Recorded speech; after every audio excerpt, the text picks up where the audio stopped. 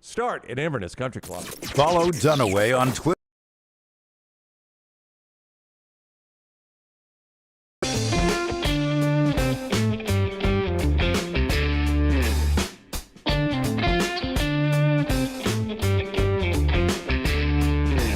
How many chicken fingers just fell on the ground? Did any of them spill? None. A total of 0. How many's in the box? It was 1 potato chip. Oh. That's what we lost. How many chicken fingers are in the box? Don't give them a free commercial. We're not giving them a commercial. Don't look Tyler, at it. lower down, It's Tyler. Lower sliders. down, Tyler. How many? Sliders. Sliders? Okay. Oh, no. No? Okay. I'm out. I'm out on the sliders. Little I'll try anybody's chicken fingers one time. little marketing thing there. Yeah, I judge them. I judge them next to Champies. They always come up short. Can I notice something on what Scott amazingly quickly put together, or there's something I noticed? Our AI budget's undefeated. Brought to you by our friends at Hemphill. We'll tell you about Hemphill after you show us the AI creation. All right, so this is Dunaway playing golf on a beach. Your wood shrinks mid-swing. It does. Dare I say? It does. Dare I say your wood shrinks mid-swing? It's still bigger than yours, though. That is crazy, Scott, how quickly you can put stuff like that together. It's just... What is crazy is I have that hat, which is where you got the picture from, me in that hat. Yep. Right. Yeah. It looks like me talking, which I guess I was talking in the video you gave them. That looks like my legs and my feet are white at the bottom just like that. That's absolutely amazing. Amazing. The stick I was hitting was not shaped that well, though. See, Brown noticed that the wood shrunk. I had noticed that Dunaway's hands went up the shaft. Yeah. I It noticed. curves to the left, too. Yes. Which can all be helped with our friends at Urology Centers of Alabama. There we go. I noticed how good the swing looks. It's the best swing you've ever had, is what's funny. I just want to keep watching it on a loop because my swing looks so damn good. I know. And I got out of the sand in one try. Well, you just need to video yourself on a regular golf course and send it to Scott now, and he can make your swing look really good now with AI. By the way, the water looked better at 38 than it does right there, and that's a compliment. Hey, our friends at Hemphill, tell us about Hemphill Browning. Hemphill, if it doesn't run right, flow right, or drain right, Hemphill Service is the place you need to go. 229-2090, 229-2090. That's 205 area code. And as I said all last week, and I'll say it again this week, even though there's some cooler weather coming, it is going to be very warm weather soon. You want to make sure your HVAC is ready to go. And when the temperatures start to hit 90s, 100s, your AC doesn't flake out on you. Hemphill can take care of that. Get it tuned up right now so it's ready to go for the hot summer months. 205-229-2090, Hemphill Services. And they also bring you Lance'sLock.com. Plays even from Europe. Lance, I think, was on fire. Last time I checked, on fire from Europe. His European plays were on fire. Lance'sLock.com, sponsored by Hemphill Services, 229-2090. And our friends at Champies bring you this final hour. One more thing to get to before we're done here. ChampiesChicken.com. Never done. Open 7 days a week. Open for lunch and dinner. Great happy hour. Go by there and take some stuff home or back to the office. ChampiesChicken.com. Brined overnight, cooked to order, fried chicken, and the best chicken fingers in town. It's Champies Chicken. Man, it's a bad look for Mike Norvell. What? Mike Norvell at Memphis. Shirts, Next Round hoodies, and Next Round hats are all in one place. NextRound.store. Find your favorite piece of gear from your favorite show and put it in your rotation. You never know. You might be in one of our videos showing Next Round gear being worn all over the world. Find all your favorite Next Round gear by visiting NextRound.store. Place an order for you and that big Next Round fan in your life at NextRound.store. Look your best at work, at school, at the stadium, or anywhere you go wearing Next Round gear from NextRound.store.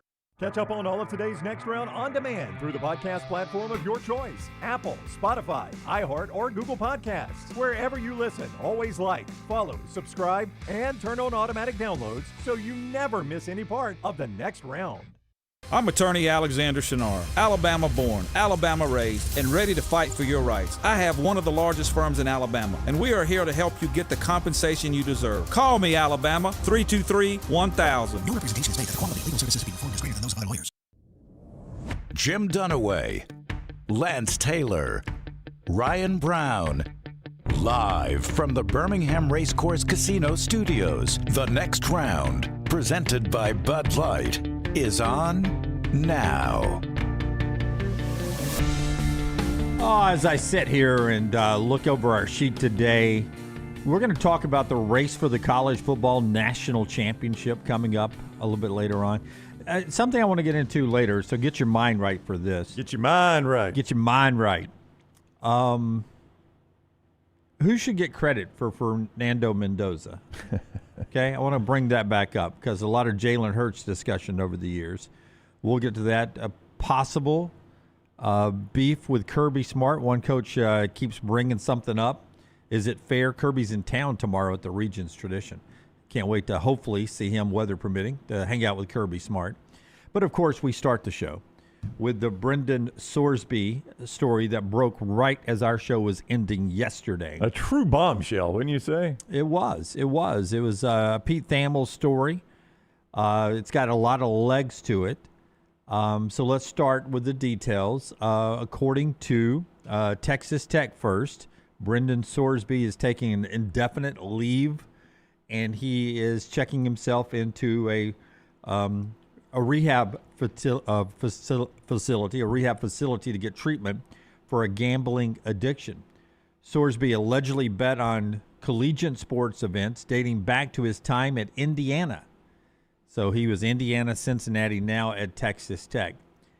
If Sorsby is ruled ineligible, the guy who is up next is Will Hammond, coming off of an ACL injury, but he should be ready for the opener against Abilene Christian, which I only assume will be available on ESPN Plus, not a big opener.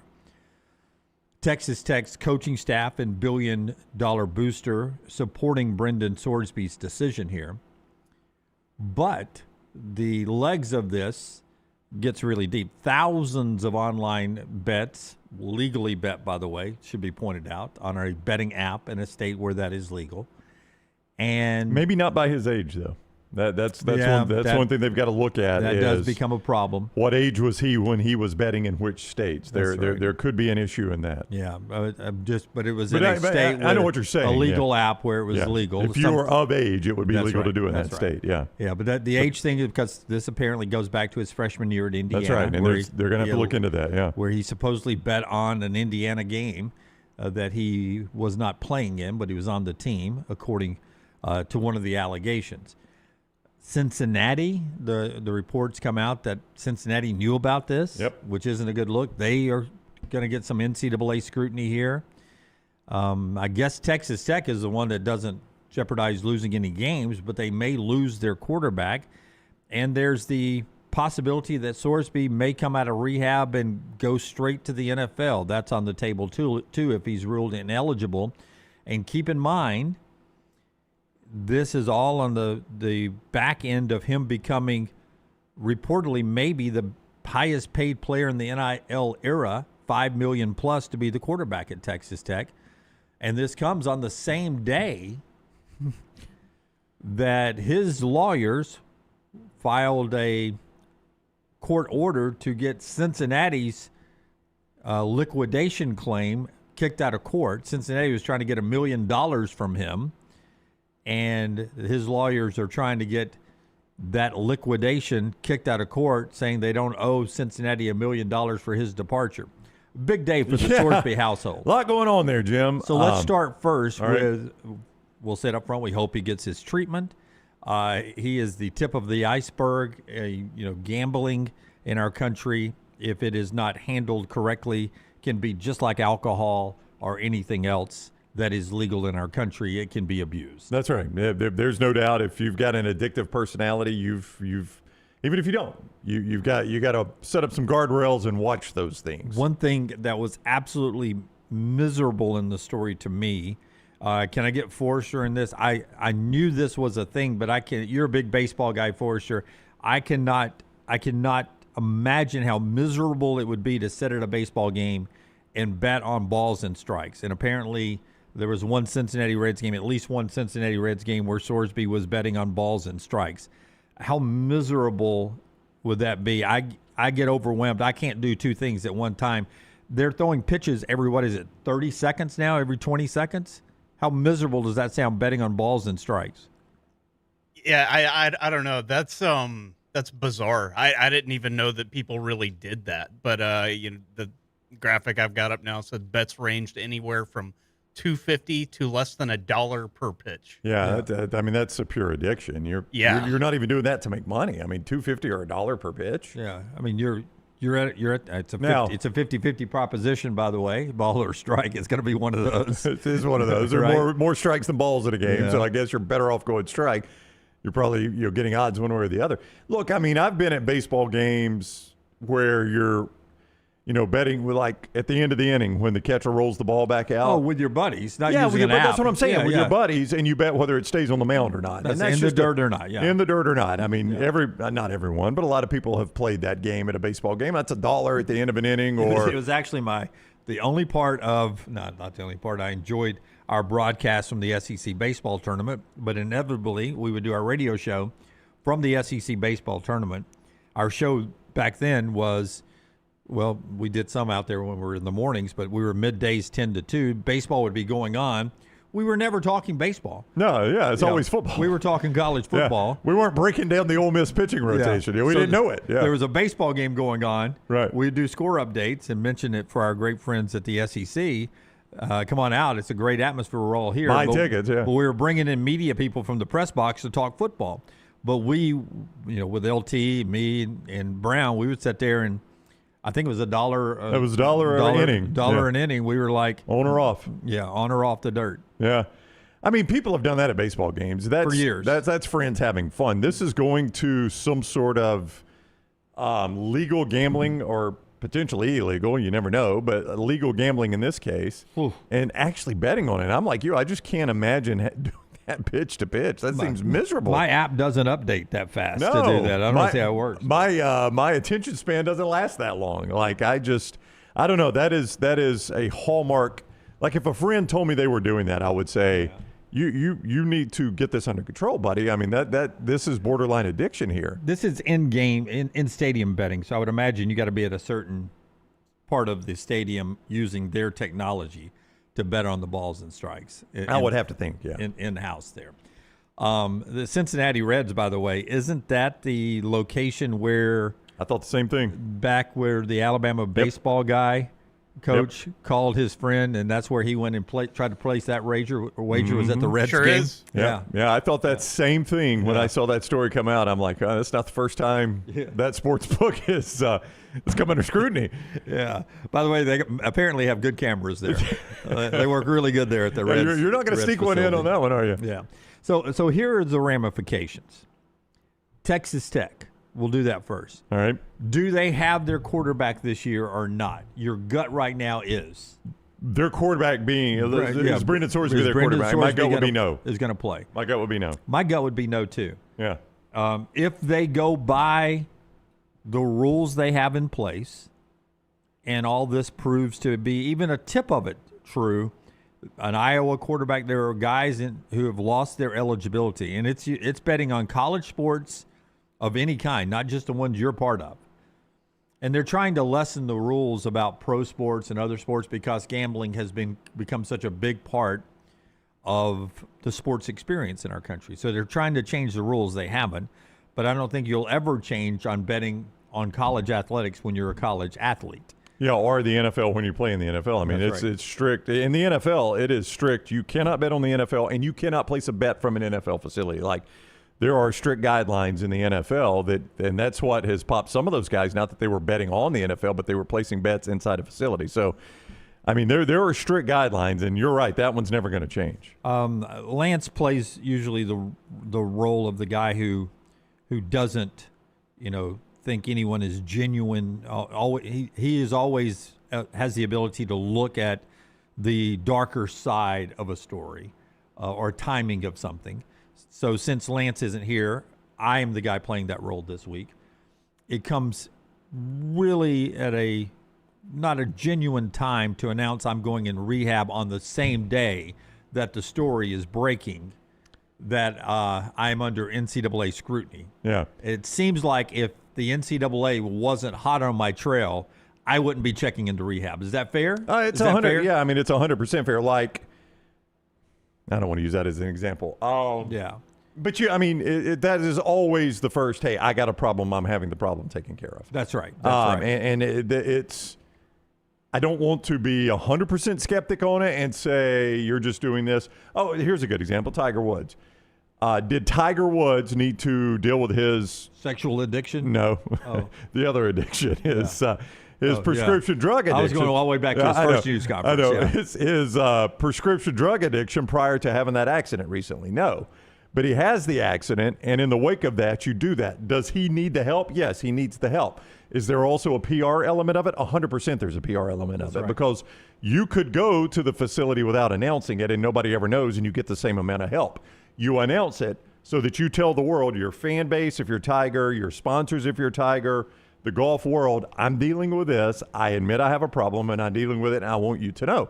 So there's always an element of a PR when it's announced like that. And sadly, that was the first thing I thought of is, okay, because that's the way I got the story. The first one was, I had missed the Pete Thamel report. It happened right at the end of our show. I think it was Forrester that told me in the back room, Brendan Sorsby is checking into rehab. Oh, and Pete Thamel is reporting the NCAA is investigating Brendan Sorsby on potential gambling on college athletics. Oh, and he's checking into rehab for gambling. Yeah. Connor O'Gara and Will Ogburn do the OG Kickoff podcast, part of the Next Round family. Here's Connor O'Gara questioning what loophole Texas Tech might be trying to, put the old thread through the needle here to make sure they've got their QB1 by the time they kick off against Abilene Christian. It's tough to envision a path for him to be able to play unless he lawyers up and finds some sort of loophole. And not to say that I'm doing his work for him, but I was curious what the loophole could potentially be, because it's almost non-existent. Now, here's what I wonder about, because a lot of people have tweeted about all the different punishments for betting on other teams, betting on pro sports and all that stuff. This is very new legislation that the NCAA had to put in basically in the wake of all these states legalizing gambling and sports gambling specifically. But the rules weren't put in until 2023 that basically stated that if you bet on your own team, your eligibility is essentially done. Like permanent ban, you're cooked. Even if it's a game in which you're redshirting, like apparently what happened with Brendan Sorsby when he was a redshirt his true freshman year at Indiana in 2022, which that had to be what tipped the NCAA off. And I'm sure they were looking into this over a period of time because thousands of bets is not nothing. But is the case that his team is going to try and make, look, this legislation wasn't defined until after this bet took place. Still, there was clearly something put in saying you can't do this, and this still happened. Now the next me playing the LT role, no proof, just gut feeling. Somebody at Cincinnati turned them in. Cincinnati knew this was going on, and they were okay with it when he was their quarterback. That's right. But he's not our quarterback anymore. We're probably not going to get this $1 million from him. There's your thing. Yeah. So I tell you what, we're not going to get our $1 million. You're not going to get your $5 million, bro. That's right. Two could play this game. Yeah, here we go. And Cody Campbell and Texas Tech that came and stole away our quarterback. See how it is playing with your backup. That's what we're going to have to do. So I feel like Cincy turned him in. I could see it. That's my gut. I could 100% see it. Yeah. Or any other 11 of the Big 12 schools. They've got 12, right? It's in the name. I have no idea. I actually think it's more than 12. Okay. Any of the other Big 12 schools not named Texas Tech. I mean, there are a lot of people, that I would want to question. Yep. I would want all the Big 12 mascots in my police lineup and the Cincinnati mascot. Yeah. That's who I'd want my police lineup. Yeah. Cincinnati's in the Big 12, but yes. No, that's true. Good point. Yeah. It's easy to forget. I could see Cincinnati turning them in, especially on the heels of this report that Cincinnati's trying to get $1 million basically in a contract buyout, and Texas Tech and our Cody Campbell and our Brendan Sorsby are not going to pay it. So you're right. Okay, two could play this game, big guy, and here's how this is going to roll. The other part of this is who benefits, right? Well, it's Everybody in that police lineup. Yeah, it's the rest of the Big 12, specifically BYU and maybe Utah. But BYU is my other team that I think is really, really good in that league. Well, I mean, so if Texas Tech can't be Texas Tech of last year, then BYU has a chance to be this year's Big 12 team. Yeah, I just go back to a couple of weeks ago, and I don't know why this took me by such surprise, but just hearing it aloud from Furman did a little bit that Texas Tech, I think he said, will be a double-digit favorite in every game. Yep. If not more than a touchdown in every game, if not double-digit in every game. That's how big of a favorite they were to walk through this conference. And, I mean, now you've got to start looking at some of those games where, with Brendan Sorsby, they're a touchdown favorite. Let's say on the road at Cincinnati. Do you think that's a heated matchup now? On the road at Baylor, they don't play BYU in the regular season, which is one reason they were going to be favored in all these games. I look at it and do you not find it ironic? And it's where we are in sports. But you're talking about without Brendan Sorsby not being in the game. Does it change the betting line of a gambling story about college athletics when it comes to betting? That's where we are. Yeah, I'm just I know pointing out there's the some irony. Yeah, but I tell you, I mean, you take Brendan Sorsby away and start the backup, and tell me the games you're concerned about now, Jim. Abilene, no. At Oregon State, does that concern you that much? I wouldn't think so. No. Houston at home. That's Houston's another team that could be BYU. Yeah. Friday night game, by the way. We've talked about that. Sam Houston at home, no. At Colorado, I really don't think so. Nope. So I think you're okay till your bye week. Arizona State at home, more interesting. Yeah. But I don't know if Will Hammond's any good, though. I don't either. Yeah. Coming off an ACL. At Cincinnati, Arizona at home, West Virginia at home, at Oak State, new coach there, at Baylor, host TCU. I mean, really, even without him, Texas Tech is still certainly a favorite among the favorites in this conference. They're just not a slam dunk favorite the way they were with Brendan Sorsby. Yeah, but I don't know how many of those games are underdogs in. Yeah, but then they have to play, BYU or somebody like that in the Big 12 championship game and maybe not get into the playoffs. And even if you get into the playoffs, if you don't have Sorsby, are you good enough with the other parts to win and advance? So it's a big story for Texas Tech. One more thing on this before we tell you about our great friends at Alexander Shinara Trial Attorneys. This one more big thing brought to you by our friends at Coca-Cola on this Sorsby case. If you're looking to go out and see the World Cup trophy as we get ready for soccer this summer, you can do that pretty soon with our friends at Coca-Cola. It is the official World Cup trophy, and you probably have never seen it in your life living here in the United States. We certainly don't hold it very often, but our friends at Coca-Cola are bringing it to you, and you can go see the FIFA World Cup Trophy Tour by Coca-Cola Thursday, May 7th, Uptown 2 to 6 in Birmingham. Your chance to get a free photo with the iconic FIFA World Cup Original Trophy, once-in-a-lifetime moment for fans of all ages. FIFA World Cup Trophy Tour by Coca-Cola, because fan work is thirsty work. By the way, I love saying the word. I don't say it enough. Coca-Cola. I say Coke all the time. I do too. Coca-Cola. Coca-Cola. And we grew up in the South, so Coke covered a lot of territory. Coke was a lot of different drinks. I'm going to get a Coke. Everything in that fridge behind you is Coke. Is a Coke. I'm going to go get a Coke. And Coca-Cola. That's a good name. When they came up with that, Coca-Cola. Good job by them. But you never use the whole thing, though. That's funny. Yep. You always say Coke. Yep. The other thing is for Brendan Sorsby. If he is ineligible, he was a guy that was projected possibly to be a first-round draft pick in next year's NFL draft. There is a thing called a supplemental draft that really doesn't get used a lot, at least with high-profile people or high-profile quarterbacks.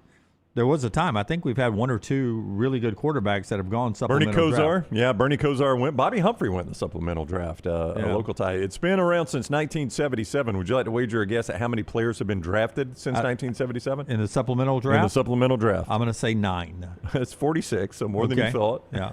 More than you thought. Only 9 that I care about. There have been years where they didn't have it. There's just no players in it. Yep. Nobody puts a bid on anybody. Nobody puts a bid on anybody, so it doesn't happen every year. But if Sorsby were to choose to enter, the way this works is teams put in a sealed bid of a round that they will give up their next year's draft pick for. So in other words, if he's in the 2026 supplemental, an NFL team can say, I'll give up my third-round 2027 draft pick. Now, you don't know where that pick is right now in the third round because we haven't played the season. In the event there are two that both say, I'll give up a first round, or the highest is two second rounds. This is like Name That Tune back in the That's day. right. I can get this quarterback in the third round. Yeah. There aren't many first round. I think Kozar was a first round. I think maybe Brian Bosworth was a first round. There haven't been many first rounders given up, but if it's a good enough player. Terrell Pryor was taken by the Raiders in the supplemental draft. Yeah. I mean, if it's a good enough player, a team would give up a first round. Sorsby, by many accounts, was the third quarterback off the board in this upcoming draft. Not on mine, but I understand. But so there are some that were saying that. You're not a Sorsby guy? I was not a Sorsby fan. So in the event that there's a tie, so let's say I'm just going to pick two teams at random. Let's say the Chargers and the Raiders both say we'll turn in a first-round pick on Sorsby. It then goes to a lottery, a weighted lottery. So they divide the teams into three categories: non-playoff teams with 6 or fewer wins, the other non-playoff teams, and the playoff teams. And it's a lottery from there. So you would, in the Raiders' case, you would be in the non-playoff team with 6 or fewer wins, so you'd have a better weighted opportunity to get drawn for that pick. So that's the way the supplemental draft works. I don't know that he's to the level anybody would give up a first for him, but you never know. Yeah. Well, the Jets are the most likely team to tank next year. They've got 3 first-round picks. Right. And if they, for some reason, thought Sorsby was their future and could go ahead and get him for this upcoming NFL season and get him in the supplemental, you could give up one of your 3 ones and then have 2 to go. Yeah. Or you could roll the dice and say, look, we're probably going to be drafting high enough to get Arch Manning. Yeah. Or Dante Moore. But let's risk a 4th round. I mean, what's the risk here? Let's risk our 4th round. And if nobody else enters, now we've got a quarterback that's a fallback plan. We don't have to pay him a ton. Yep. So that's the Brendan Sorsby situation. One more big thing to get to here in our opening segment. Clay Travis, our only guest today, joins us hour 2. If you're listening to us on replay or on our podcast, Spotify, Apple, and all the places you get your podcast. And don't forget, we mentioned the OG Kickoff. You can get the OG Kickoff on Apple, Spotify, but also right here on our YouTube channel.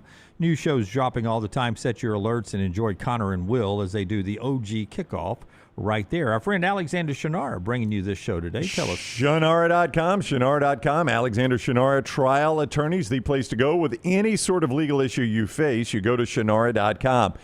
He doesn't just handle personal injury cases. He handles a wealth of other cases. How about bad drug and device cases? How about storm and fire damage cases? Workers' compensation, disability. The list goes on and on. Don't just think it's personal injury. I know he's made his name in a lot of ways on that, but the list goes deeper than that. And he's recovered more than $2 billion for his clients, and you could be one of those clients. Whatever legal issue you run into, start with our guy, Alexander Shinara. Just go to Shinara.com. Shinara.com for Alexander Shinara trial attorneys.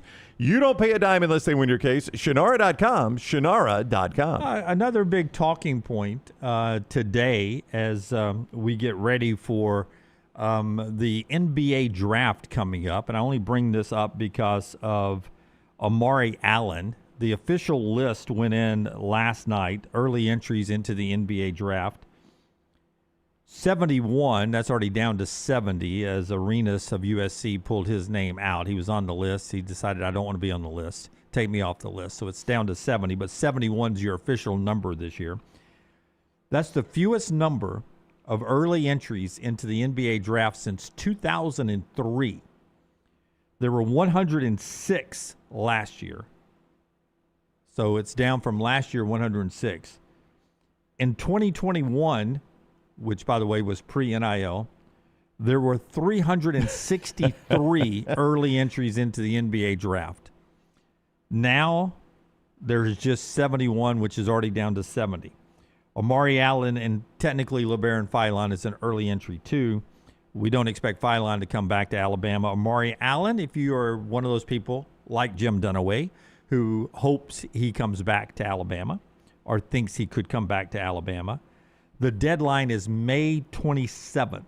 May 27th. So he can do NBA Combine, the NBA Draft, where they go out and play little 5-on-5s and all of the stuff that goes with the draft. He can do all of that and up until May 27th and pull his name out. And keep in mind, Phylon was basically 11th hour on that. That's right. He went right up to the very end. So you may have to be patient with Amari Allen, who I've seen in the 20s. That's better than where Phylon was last year, frankly. Yep. In the 20s, but certainly not in the lottery. I've not seen Allen in the lottery. And, he just saw Phylon do that. He just saw Phylon go from potentially undrafted in the first round to a borderline lottery guy. I mean, there's some draft analysts that have Phylon in the lottery. So, Allen may look at that and say, I could come back to Alabama and make pretty good money and maybe be a lottery guy next year. But it is interesting to me, you point this out, that as bad a thing as NIL is for a lot of people, and people just hate it, one thing we used to say is, God, I hate seeing these kids leave school too early. Yeah. Hate seeing these kids leave school too early. This is back-to-back days in different leagues. We've told you how NIL has kept kids in school longer. Yep. Now, are they going to class? I have no earthly idea. That's their choice. And I don't care. I really don't either, but people like to pretend they care. Yeah, I'm entertained by the sport. That's me too. I don't care if they ever go to a class as long as the sports are fun to watch on TV. It's their deal. But, yesterday we told you that NFL people are saying rounds 4 through 7 have been severely damaged by NIL. And now early entries into the NBA have been severely throttled. I don't know if they're damaged yet, but they've been throttled back due to NIL. That keeps them in college and, makes the college game better. I think the college game has been very entertaining the last few years. I think on both cases, football and basketball, it's been entertaining. And, we used to wring our hands about guys, oh, no, they're going to leave too early. Stay in school, man. Get your education. Stay in school. Get your degree. Stay in school. Get to be a better player. Don't go to the draft too early. Well, the last 2 days, we've told you that's happening in the NFL and the NBA now. Guys are staying in longer because of NIL. Yeah, so I thought that was an interesting number. By the way, it's official. I thought George Campbell was already part of the Auburn basketball team, but it became official yesterday. The Vandy, shooting forward, guard, whichever position you want to put him in, 18 points per game in the 24-25 season, missed last year to injury.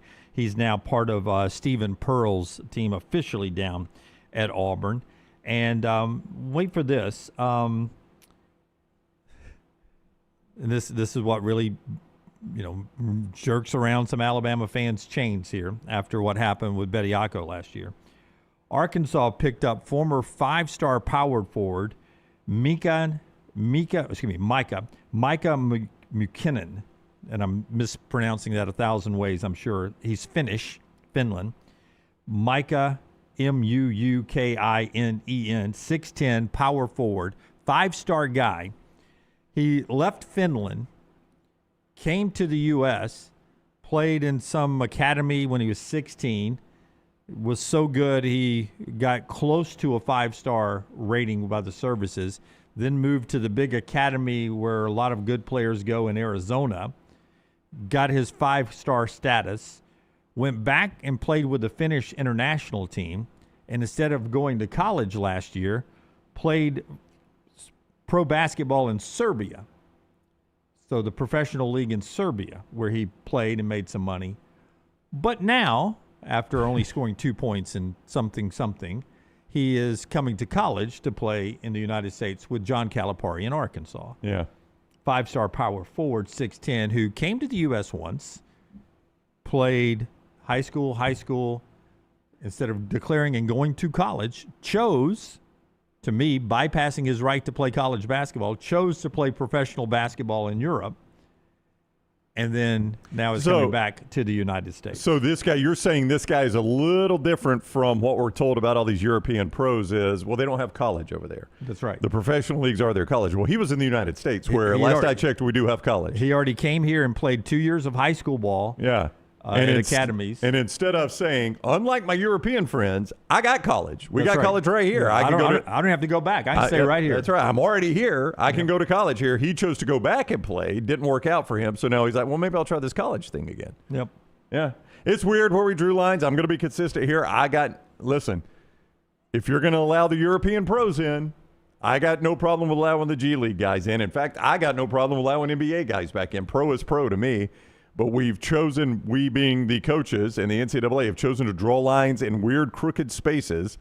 And I'm guessing this kid falls just inside one of those weird, crooked spaces where he did just enough to be professional, professional, but not enough to sacrifice his college eligibility. It's so stupid where we draw lines. I don't know how much attention you guys have been paying to it over the last few days, but Bucky got a guy who I think he was averaging somewhere around 20 in the G League. Oh, yeah, but he didn't do it. So much better than Bediako. Oh, 100%, but he didn't do the two-way contract, which is where we've drawn the line, right? He did not do the 10-day or two-way contract. And then Oklahoma just got a center who was in the G League. Yeah, but I mean, even if people are... And by the way, any of those guys could help the Pistons right now who are struggling as a 1 seed.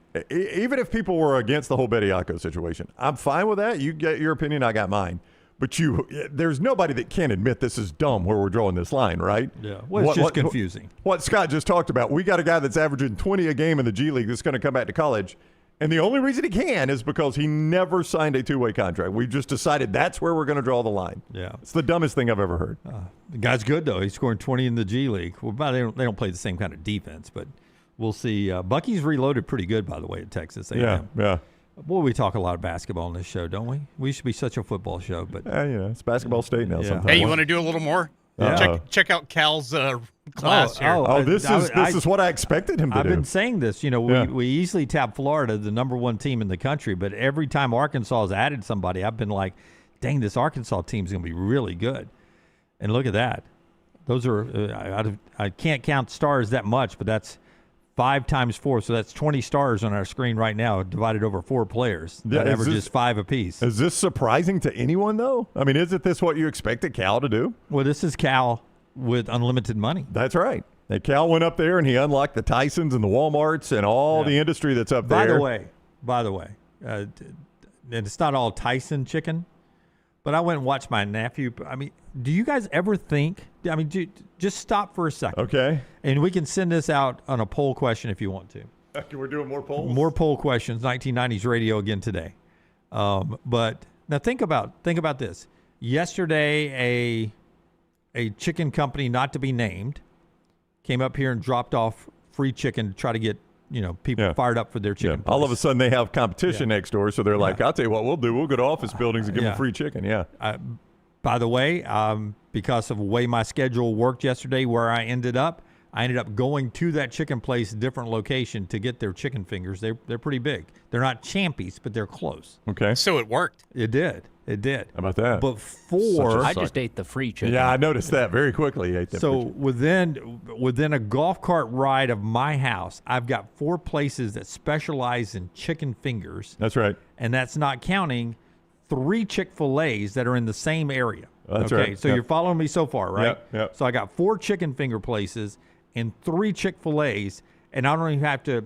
I mean, it's not 2 miles. Yeah, people have started calling that portion of 280 the chicken strip. Yeah, it is the chicken strip. That's pretty good. It's unbelievable. That's a pretty good nickname. Okay, I wish I had thought of that, but I didn't. So I'm driving to watch my nephew play soccer yesterday, and I'm not, telling you where we were playing, but I'm driving in one part of town yesterday, and and I'm not making this up.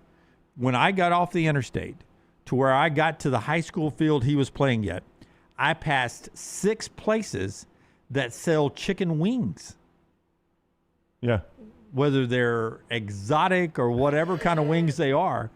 6 different places that chicken wings. I called my wife and I'm like, how in God's creation are we able to produce this many chickens just to feed my day, my Monday? I got 4 chicken finger places, 3 Chick-fil-A's within a 2-mile radius. On the chicken strip. On the chicken strip of 280. And then I'm driving to watch my nephew play in the state playoffs of soccer, and I pass, there's a chicken wing place across from where I live. So there's another chicken wing place there. Yeah. And then there's chicken wings up and down. How back to Calipari and the Tysons, I know they're making a lot of money. This is how you get a basketball roster. How do we produce that many chickens in our country? Have you ever seen a chicken house? It's a lot of chickens, Brown, but they're on top of each other. Just set it at a drive-through.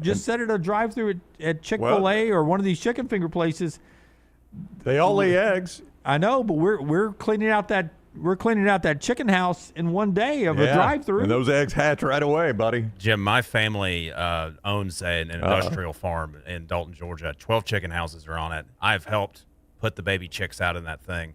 those things are so pumped full of growth hormones. Well, yes. They're in and out of those like from the time you dump the baby chicks out of the chicken house until the time that the truck is coming to deliver or pick them up to take them to wherever processing, whatever. 12 weeks. See? No way. Yeah, you flip a chicken house in 12 weeks. 12 weeks. Yes. From the time the egg cracks. No, not from the time. Okay. They arrive as little baby chicks, little yellow baby chicks, until they're a full-grown hen that they're taking to 12 slaughter. weeks. 12 weeks. 12 weeks. And if What you're would be the curi- natural time in that? Not 12 Not weeks. less, but- something more than 12 weeks. Yes. So we're basically killing ourselves? Is that what's I happening? don't know. I mean, I enjoy it. If you're curious on how many chickens go to your diet, Jim, just in the United States, every day, approximately 24 to 26 million chickens are slaughtered, right. equating to 9 billion annually. You know, I know a guy that was an executive. That's just in our country. Yeah. That's just in America. Now you Yeah. can buy chicken that's a little more expensive at the grocery store that doesn't have growth hormones, non-GMO, all that stuff. Yeah, that never looks good. I look at that. I look at that chicken and I'm like, No, Sorry. pass. Hard pass. sorry, I'm going It's to not the, a big juicy breast. Yeah, like give, right. me, give me the big breast. I'm going to the big plumpy That's ones right. over here. Yeah. I knew a guy that worked for Tyson. I know a guy that worked for Tyson, and he told me though that they use every part of the chicken. None of that goes to waste. Yeah. Because like even the What do you claws- think's in the pink paste? That Well, no, but Yeah. even the claws, they sell them in some of the Asian nations. Those are a delicacy in Asia. The beak goes into something I like. They use every part of the chicken. Yeah, the pink paste. That same gets thing put with in the the McNuggets. same with pigs and the That's hot right. dogs. Everything but the oink. I mean, it is it's a So everything but the cluck everything but the cluck. is what you're saying? Yeah. It's amazing how many chickens that, we see and eat on a daily basis. David says, "Why is Jim so amazed by chicken production?" Like, Think about it. Think about how many chickens we kill. they're so easy to produce. Like, all you got to do is have a couple, and they just start squirting eggs out. I know you can't pull up. Just real quickly, Forrester, Google Ybor City Smoke, SMOKE. It's the logo I use for my fantasy baseball team. I think it's a club team down there. That logo of that chicken smoking a cigar, carrying a bat. Can you put it up on the screen? Ybor City in Tampa. Yeah, I want you. This is what I picture: one big chicken at a chicken house. The way he looks to produce all of the chickens in America. This is the logo that I use for my fantasy baseball, and it's a club team down outside of Tampa. So you think the insemination's still natural? Well, I'm just saying, somewhere producing all this chicken, there's one big chicken guy with smoking a big cigar that is walking door to door. It's smokers, not smoke. You think there's just like a Hugh Hefner of Yeah, that's what chickens Jim's walking just- around? yeah, it's- in like a smoking jacket? Hey, hen, what you up to? He's got a grotto and everything. Oh, it's Ybor Yeah. Rooster. Hey, I've got a 2:30 today, but I got to be done by the time the Braves play at 5:15. That did not give me anybody's logo there. Okay, all right. It's we'll show it to you on the other side. It's an amazing logo. That's the way I picture the big chicken, Mr. Tyson walking around, one house to the next. All right. It's a muscular-looking chicken carrying a bat, smoking a cigar. So to answer your question, Brown, chicken production insemination is not always natural, though both methods are used. I assumed it wasn't always natural. The rooster would be exhausted at this point. That was my point. Unless he looked like the Ybor City Smoke. Right. That guy's a chicken. All right. When we come back, Michael Alford, great AD at Florida State, hinting that we may be on our way to more movement in college football. Why that seems to be on the future landscape, at least he's going to be prepared for it when we come back. Show being brought to you by our friends at Hoover Toyota and the great inventory you get there. That's right. Hoover Toyota, they have been perfecting the art of customer service since the last 20 years, basically. I mean, that is how long they've been doing this. They want to give to their customers, right? They offer a fantastic selection on-site finance department, make sure everything is laid out for you as far as affordable financing options go. When the keys to your new vehicle are in your hands, that's not the end of the road for them. They want to serve you with service and parts department that is committed to keeping your vehicle running smoothly and your purchase as happy as possible there. They offer the red carpet program. Let you and your friends and family experience an amazing shopping experience with a referral program as well that helps you down the road. This is how they want you to stay at Hoover Toyota. You just never go anywhere else. You're always buying your cars from Hoover Toyota. We have so many in our family up here, and you can as well. See their great inventory, their amazing pricing, either in person right there on Highway 150 in Hoover, or always online, hoovertoyota.com. hoovertoyota.com. And our friends, of course, at Hemphill, they bring you Lance's Lock every day. You can play that at lanceslock.com. But Hemphill will take care of your home or your business when it comes to heating and cooling issues, but also plumbing. Got to have a good plumber on standby, and that's our friends at Hemphill. You can contact them today, 205-229-2090. You say to yourself, listen, I want to make sure I'm with a company that is handling my heating and cooling, that'll be around when I need to handle my heating and cooling issues. Well, that's Hemphill. They've been around since the 1950s. The name Birmingham's trusted since the 1950s, and they'll take care of everything for you. It's our friends at Hemphill Services. Just look up Hemphill or call them up, 205-229-2090 for our friends at Hemphill. Follow LT on Twitter at @TheLanceTaylor. I'm attorney Alexander Shinar, Alabama born, Alabama raised, and ready to fight for your rights. I have one of the largest firms in Alabama, and we are here to help you get the compensation you deserve. Call me, Alabama, 323-1000. No representation is made that the quality of legal services being performed is greater than those of other lawyers. To everyone who craves a fresh meal made just for you, let our team member Jacob share what's special about Culver's. In Wisconsin, our food comes from the heart, and taking the time to handcraft your meal with care is how we've always done it at Culver's. It's why your Butterburger doesn't touch the grill until after you order. Come to Culver's and let us serve you a Butterburger, made special just for you. From Wisconsin with love, welcome to Delicious.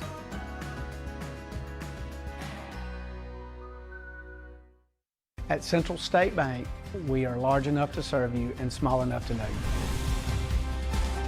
Manage your money with ease, whether it's mobile banking, hassle-free checking, competitive loans, business solutions, or personalized financial advice. We're your hometown bank with big-time service. Visit us today and experience banking made simple, because at Central State Bank, you come first. Member FDIC. Get all your favorite Next Round gear all in one place, nextround.store. From our Next Round hats to the logo tees to the all-time best-selling Y'all Can Have the Rest shirt, you can look your best by shopping with us at nextround.store. Take the Next Round anywhere with nextround.store. Stop by the New York Butcher Shop and pick up the finest in certified Angus prime beef steaks and burgers, premium pork chops, ribs, and all-natural chicken cut to order just for you. Their chef-prepared entrees and side dishes are the perfect dinner-to-go choice for your family and are ready to heat at home. With a great selection of fine wines and desserts, the New York Butcher Shop is your one-stop dinner shop. 2 locations to serve you, Cahaba Heights and on Highway 119 in Greystone. The New York Butcher Shop, rare quality, well-done service. Remember the name Way to Wellness if you're battling weight loss in your life. I'm Jim Dunaway from the Next Round. There was a time I was over 216 pounds until Way to Wellness helped me lose 45 pounds, and now for over 2 years, they've helped me keep that weight off. Here's their website, aplanforme.com, aplanforme.com. That's a great name for a website because there's no cookie-cutter plan. Everything is designed specifically for you. No contract, no sign-up fees, and your first consultation is free at Way to Wellness. Hey, let me tell you about our friends at Urology Centers of Alabama. Compassionate and comprehensive urological care with 35 physicians, 17 locations across Alabama. Their patient-centered approach to all of your urological needs. Remember, they've got that new men's health center. It is beautiful, helping men with a wide range of sensitive male issues in a comfortable environment. You can always go online, visit urologycentersalabama.com, schedule an appointment with one of their many urologists today. This spring, make it a week the whole family will remember. The Regions Tradition, presented by Coca-Cola, returns to Greystone for championship golf and family fun. Watch legendary players compete, enjoy activities for all ages, and experience the excitement on and off the course. Don't forget to stop by Hole 10 following play on Saturday for a live concert featuring Blues Traveler. This is a week you don't want to miss. April 29th through May 3rd. Get your tickets now. Birmingham, it's official. The FIFA World Cup Trophy Tour by Coca-Cola is coming to town. On Thursday, May 7th, head to Uptown from 2 to 6 for your chance to get a free photo with the iconic FIFA World Cup Original Trophy. It's a once-in-a-lifetime moment for fans of all ages. Again, Thursday, May 7th at Uptown from 2 to 6. Your chance to get the free photo with the iconic FIFA World Cup Original Trophy. The FIFA World Cup Trophy Tour by Coca-Cola, because fan work is thirsty work.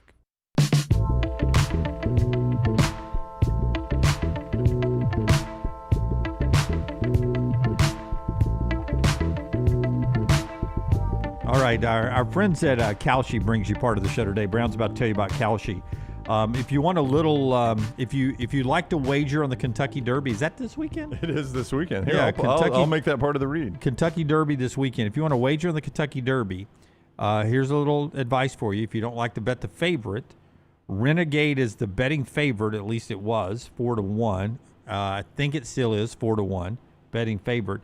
But unfortunately, Renegade drew the inside gate. Not where you want to be, huh? Inside gate hasn't won the Kentucky Derby since 1986. I had sun-in blonde hair in 1986, and a lot of it. Do you know enough to know why that's so bad? Because you get pinched. Okay, so you just get run into the rail there? You can't run freely. You get pinched. Okay, makes sense. Yeah. So Kalshi brings you your opportunity to jump on and bet on everything from college sports to pro sports to the Kentucky Derby. The NBA going on right now, and you can play series winners at the NBA. You can just do game fives. Like tonight, game 5, Atlanta at your New York Knicks, Dunaway. Let's go, Knicks. Atlanta at the Knicks. That's a 2-2 series. Knicks need the win here at home. 69% is where you find them right now. Portland, San Antonio coming up in the late window tonight. San Antonio at 84%. Philadelphia at Boston. That's been a more interesting series than many would think. Boston right now at 83% in that one. So you can play all those games and anything else in the NBA playoffs at Kalshi, Kalshi.com or the Kalshi app. When you log on or when you get that app, which we highly recommend, use code TNR to get $10 on your first $10 position at Kalshi. That is code TNR at Kalshi for $10 on your first $10 position with our friends at Kalshi. By the way, Kurt Cignetti, national championship football coach, is only doing one public appearance this whole offseason. That's it? He told his AD, say no to everybody, to Boy, he got big quick, quarterback clubs, Yep. da-da-da-da-da. He's doing one public appearance. So, I mean, like, do you think if he were – I mean, like their version. You're going to a different question, Jim. What's the one public appearance? No, their version of the regions. That's considered a public appearance. That was what I was going to ask you. So, like the regions, that would be a public appearance for Kirby Smart. Right. So that's what we're talking about here. That's right. Nick Saban and whoever the Auburn coach was, they'd always come play. That's the right. regions. That's a public appearance. I mean, that qualifies. I would say his only one. I don't even know how to guess.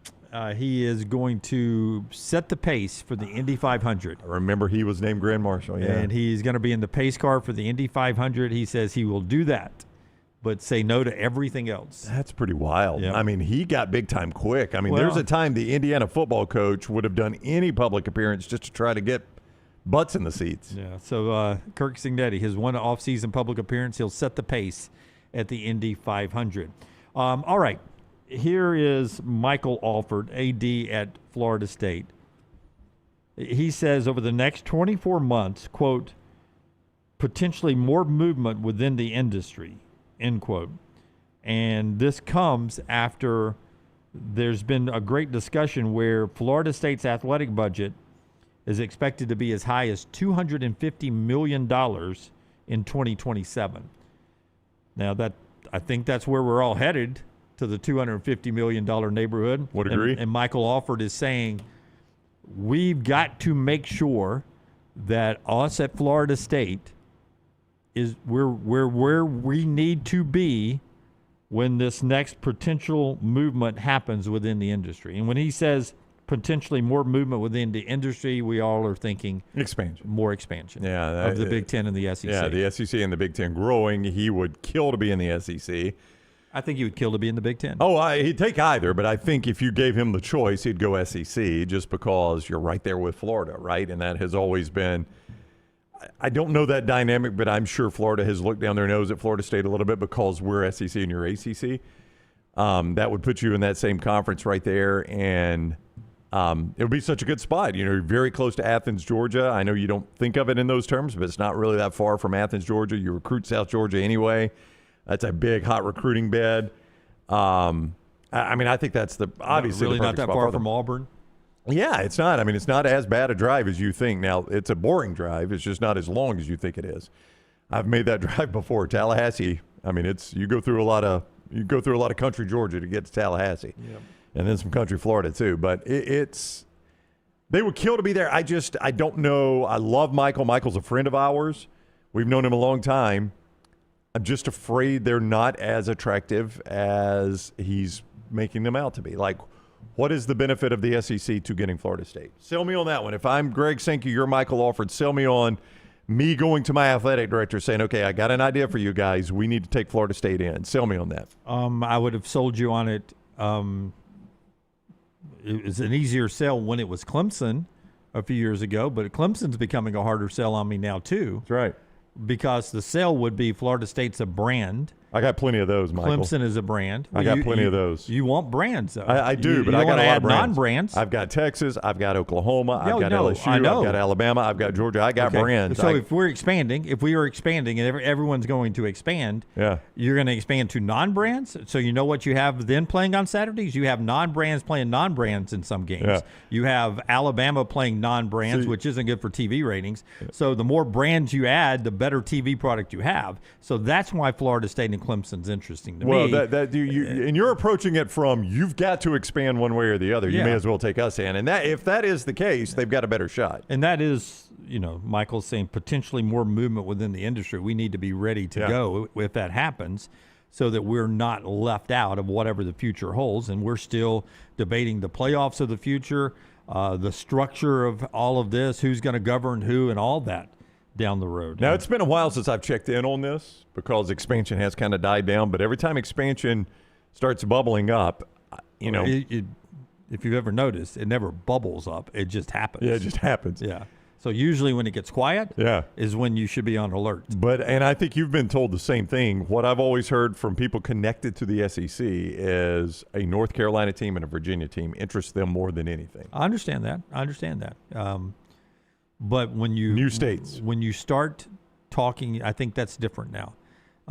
As far as what the TV product has shown us, is it doesn't matter. Just look at the Big Ten. If you've got a team in New Jersey, New York, it doesn't matter if you got a team in Maryland. What draws the TV ratings are the helmets and the atmosphere, and you get that with Clemson and Florida State. And with all due respect, you don't get that with Virginia Tech and NC State. You don't. I don't disagree with you at all. I had much rather Alabama and Auburn play home and homes with Florida State and Clemson than Virginia Tech and NC State. Yeah, much rather. The old thinking back in the day, we'll get the Virginia television market and the North Carolina television market. That's going to help us with our ESPN and ABC deal. I think what ESPN and ABC has learned and Fox has learned, it doesn't matter to Fox if they've got UCLA and Rutgers.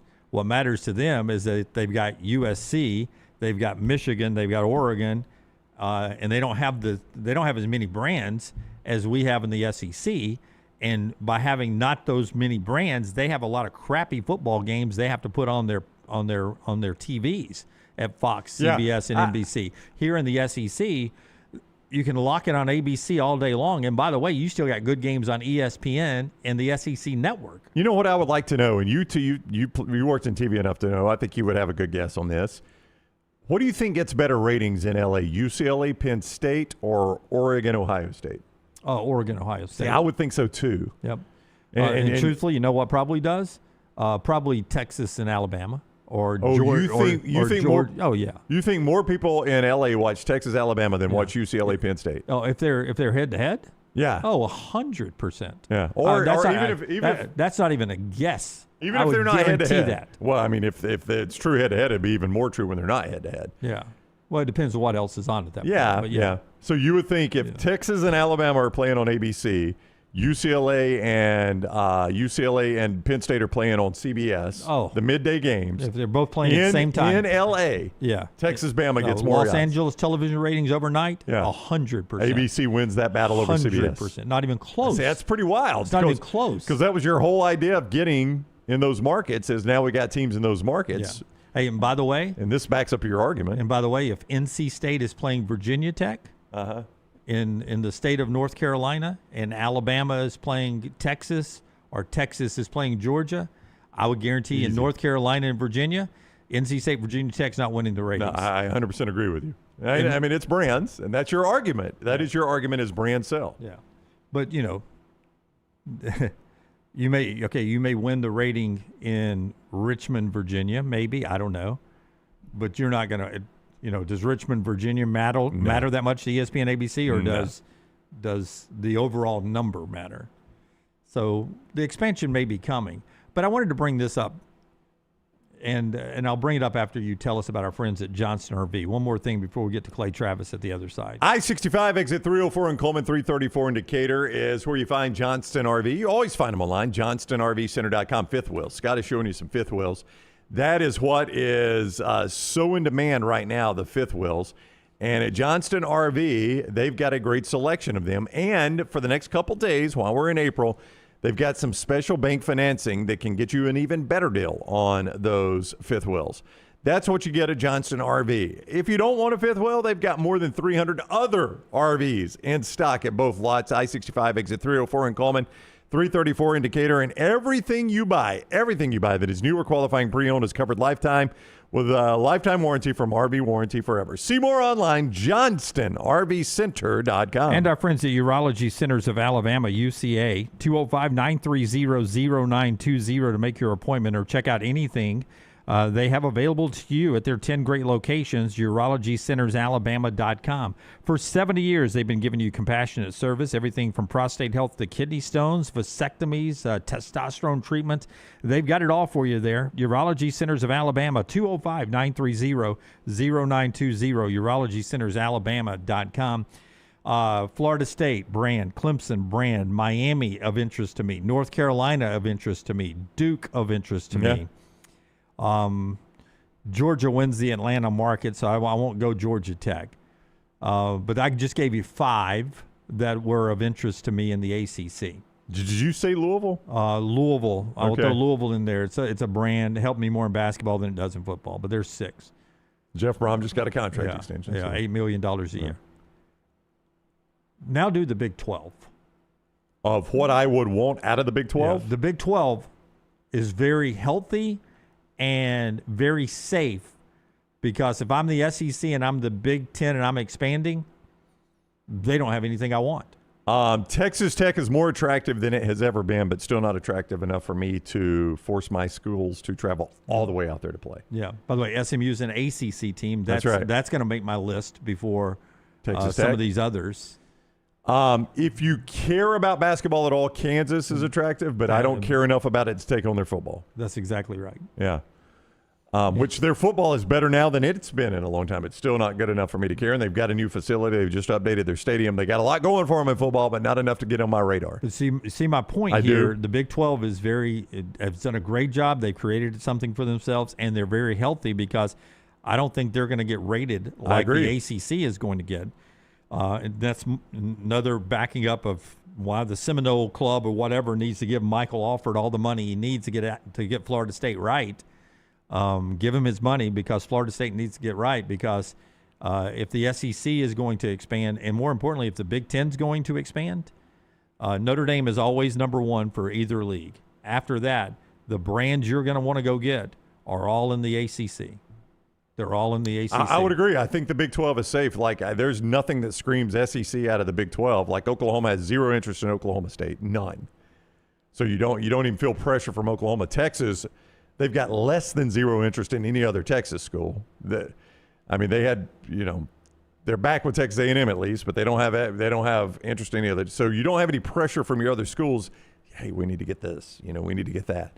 So you look at that at the Big 12. So there's really nothing the SEC wants. What would the Big 10 even look at?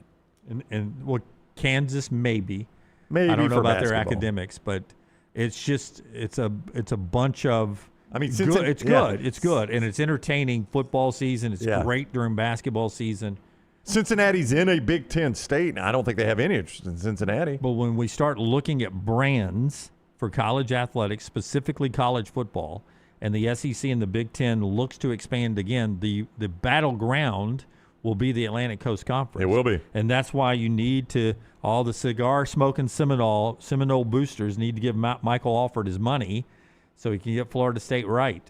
They need to keep Dabo happy, get Dabo winning again at Clemson to get Clemson right. Miami's got it going on pretty good and a big TV market. I mean, to me it is Notre Dame, it is North Carolina Duke combo, Miami, Florida State Clemson. Those are the brands that I'm after. Well, I tell you, if you peeled them off, you'd have a bunch of free agents with nowhere to go. I guess they just form another Pac-12-like conference, keep the ACC alive, but and become the G7. Yeah, I mean, it is just it's and not the a Big super. 12 will be the G8. Yeah, not a super attractive. Yeah, that's where we're headed. All right, that's the first hour of the show. Clay Travis on the other side. Show today being brought to you by our friends at New York Butcher. Brownie, tell us about New York Butcher. Yeah, our guy Jim and the entire staff of New York Butcher Shop, 2 great locations, Cahaba Heights and Greystone, from those Duroc pork chops to that great chicken. The amazing steaks, everything from certified prime, even the Wagyu. You get those right there at New York Butcher Shop. And don't sleep on the sides. You can go get an entire meal there. I've done it many times. Get the steaks, get the sides. And it is just so easily done with our friends at New York Butcher Shop.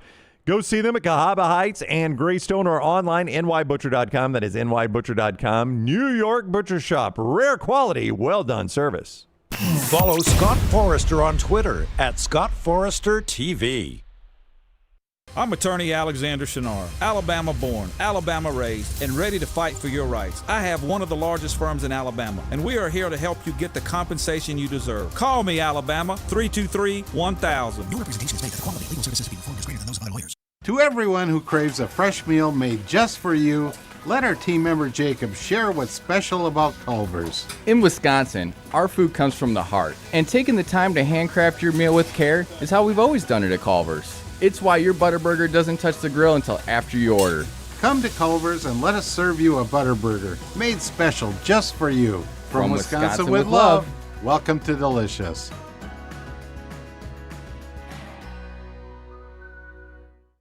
At Central State Bank, we are large enough to serve you and small enough to know you. Manage your money with ease, whether it's mobile banking, hassle-free checking, competitive loans, business solutions, or personalized financial advice. We're your hometown bank with big-time service. Visit us today and experience banking made simple, because at Central State Bank, you come first. Member FDIC. Think about the best summer nights of your life. How many of those were in a great t-shirt? Visit nextround.store to get the perfect t-shirt for the next perfect southern night. Nextround.store. The memories are waiting.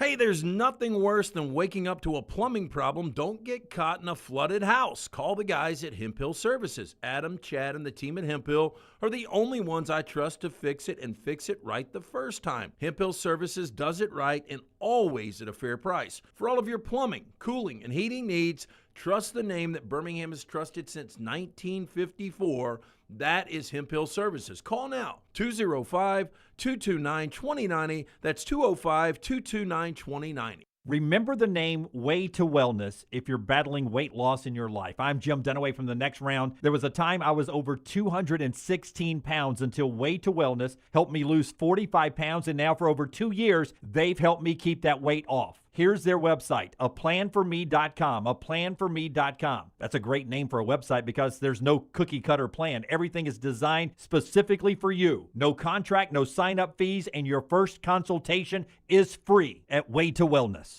Storm season is here. Make sure you have a plan of action in place right now. Greg from Pell City and Storm Restoration Roofing should be your first call when storms hit. Insurance companies love working with Storm Restoration Roofing because of Greg Nelson's name and reputation in the industry. When storms hit, call Greg Nelson. He's local, 205-542-3531. He's the home of the free no-cost roof inspection. Greg from Pell City on Facebook, 205-542-3531. It's Storm Restoration Roofing. The PGA Tour champions are coming back to Greystone. The region's tradition, presented by Coca-Cola, is bringing championship golf April 29th through May 3rd. Watch the game's biggest names battle it out for one of the most prestigious titles on the tour. Experience the atmosphere, the excitement, and a full week of entertainment. This is the week golf fans love.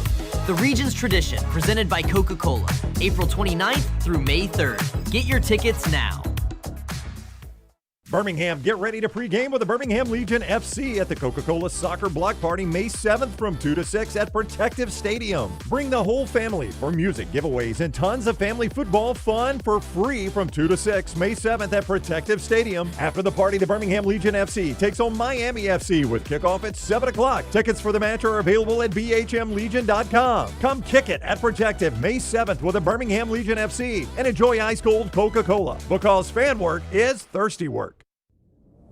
Jim Dunaway, Lance Taylor, Ryan Brown. Live from the Birmingham Racecourse Casino Studios, the next round, presented by Bud Light, is on now.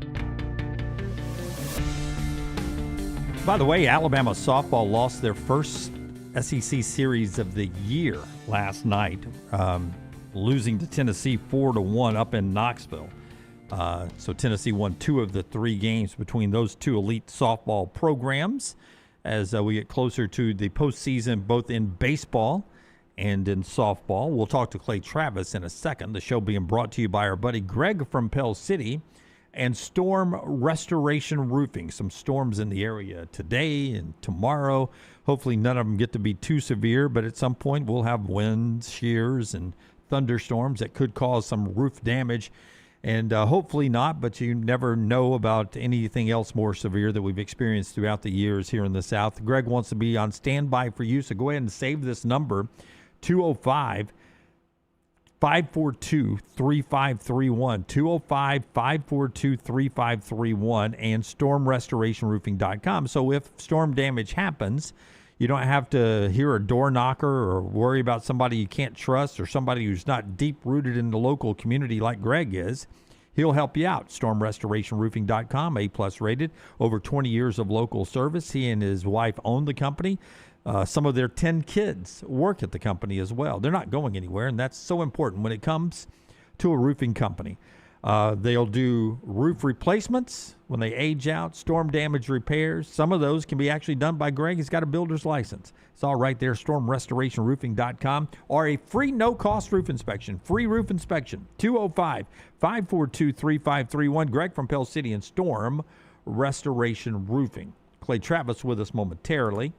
Before Clay gets here, I will tell you that the Braves play tonight back on TBS if you want to wake up the echoes. Wow. Tigers and Braves, 6:15 on TBS.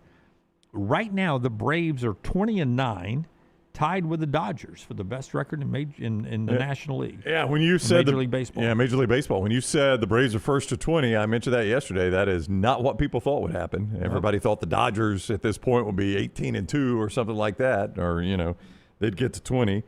Before anyone. So it is remarkable that the Braves have gotten off to this type of start. I think everybody still feels like playing for second in the National League, but somebody's got to be second. May as well be you, right? That's right. Back to our chicken discussion, by the way. Morgan says, my cousin has 10 chicken houses, and on his farm, each chicken house averages 30 to 50,000 birds each. Is that sort of the way you roll as well? Brooks, is that sort of? I mean, it's too many to even count. You can walk in and it's literally, You accidentally step on one ever? Yeah. That's sad, Brooks. I mean, I don't kill them. But I tell you what I have seen, and this is where I learned what the term bird brain means. Stop it. I don't even want to hear it. Oh, I do want to hear it. Oh, just talking about how dumb chickens are. Oh, okay. What'd you think? I thought he was going to step on one and still alive, but his brains were hanging out. No. Just how dumb they are. When you're dumping them all out off the truck to let them out in the chicken house, they'll run just right under the truck and get run over because they're just not smart creatures. Yeah, well, you're sort of speeding them through the learning process. There's no education process there. And by the way, they're not naturally inseminated, so there's no mama to teach them to not run under the trucks. I agree. I bet you're not thinking about all that when you're biting into a chicken sandwich, though. I'm not, and I may reevaluate how I'm eating, though. Oh, no, you won't. Yeah. You'll say this, and you'll eat the same thing. My daughter told me yesterday, as I am taking her from soccer to taekwondo, I want to try to eat less fast food. And I'm like, the reason we eat fast food is because of you. That's not true. No, it's 100% true. We are taking her places all the time. She's living her best life. You told your daughter the reason we eat fast food is because of you? Yes. We're never home because of her. I can't wait to that therapy session. Well, I mean, it's true. By the way, she's doing stuff all the time. Here is my fantasy baseball logos. This is the way I pictured the chicken walking around the chicken house. He's got a baseball bat. Is he hitting the chickens? He's got his wood out. Well, he's just big bat, walking around with swinging a big bat. Yeah, and sometimes he gets angry and breaks the bat over his leg. Yeah, but that's a chicken walking around the chicken house, in my opinion. Clay Travis joins us now. Oh, that is good. I like it when he breaks the bat. Clay Travis joins us now, founder of Outkick, and with us on the Alexander Schnarr Trial Attorneys Hotline. What is up, Clay? How are you today? I'm great. How are you? Doing fantastic. Thanks a lot. Let's start with this story coming out of Texas Tech yesterday, who was as big a favorite as any conference team, Texas Tech, to win their conference. Certainly a player in the college football playoff, and you go from that just overnight, losing your quarterback to these gambling allegations. This is a pretty wild story in college football terms, especially as Dunaway has pointed out, when you stop to ask the question, who might have turned this in to the NCAA and to everyone else? Yeah, look, I mean, I think it's something, leave aside the athletic front. I suspect there's a lot of people listening to you now. Certainly I see it with the young, men. I have an 18-year-old and a 15-year-old.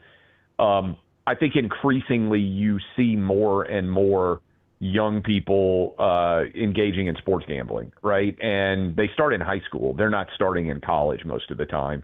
They've got an older brother's code, sometimes mom or dad's code, and they are gambling as a result. And I think they're going to have to come up with some sort of just clear-cut prohibition, to be honest with you. And I think maybe as part of signing a scholarship, you're just going to be told, hey, this is a complete ban on your ability to gamble on sports at all, across any part of sports, right? You can't gamble on what happens in, certainly anything in college athletics because all these athletes overlap. And you would know a lot if you're on a football team about the health, for instance, of a basketball teammate, and vice versa. So, and I think they're going to have to say as a condition of NIL, you're not allowed to do this.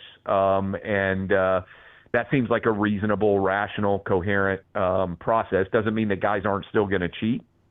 But I do think when you recognize, hey, I'm risking potentially hundreds of thousands of dollars in income over a few $1,000s that I might make on a parlay, and you educate them better, I think guys can be smart enough not to do it. But I suspect that Sorsby is, he's the canary in the coal mine, so to speak.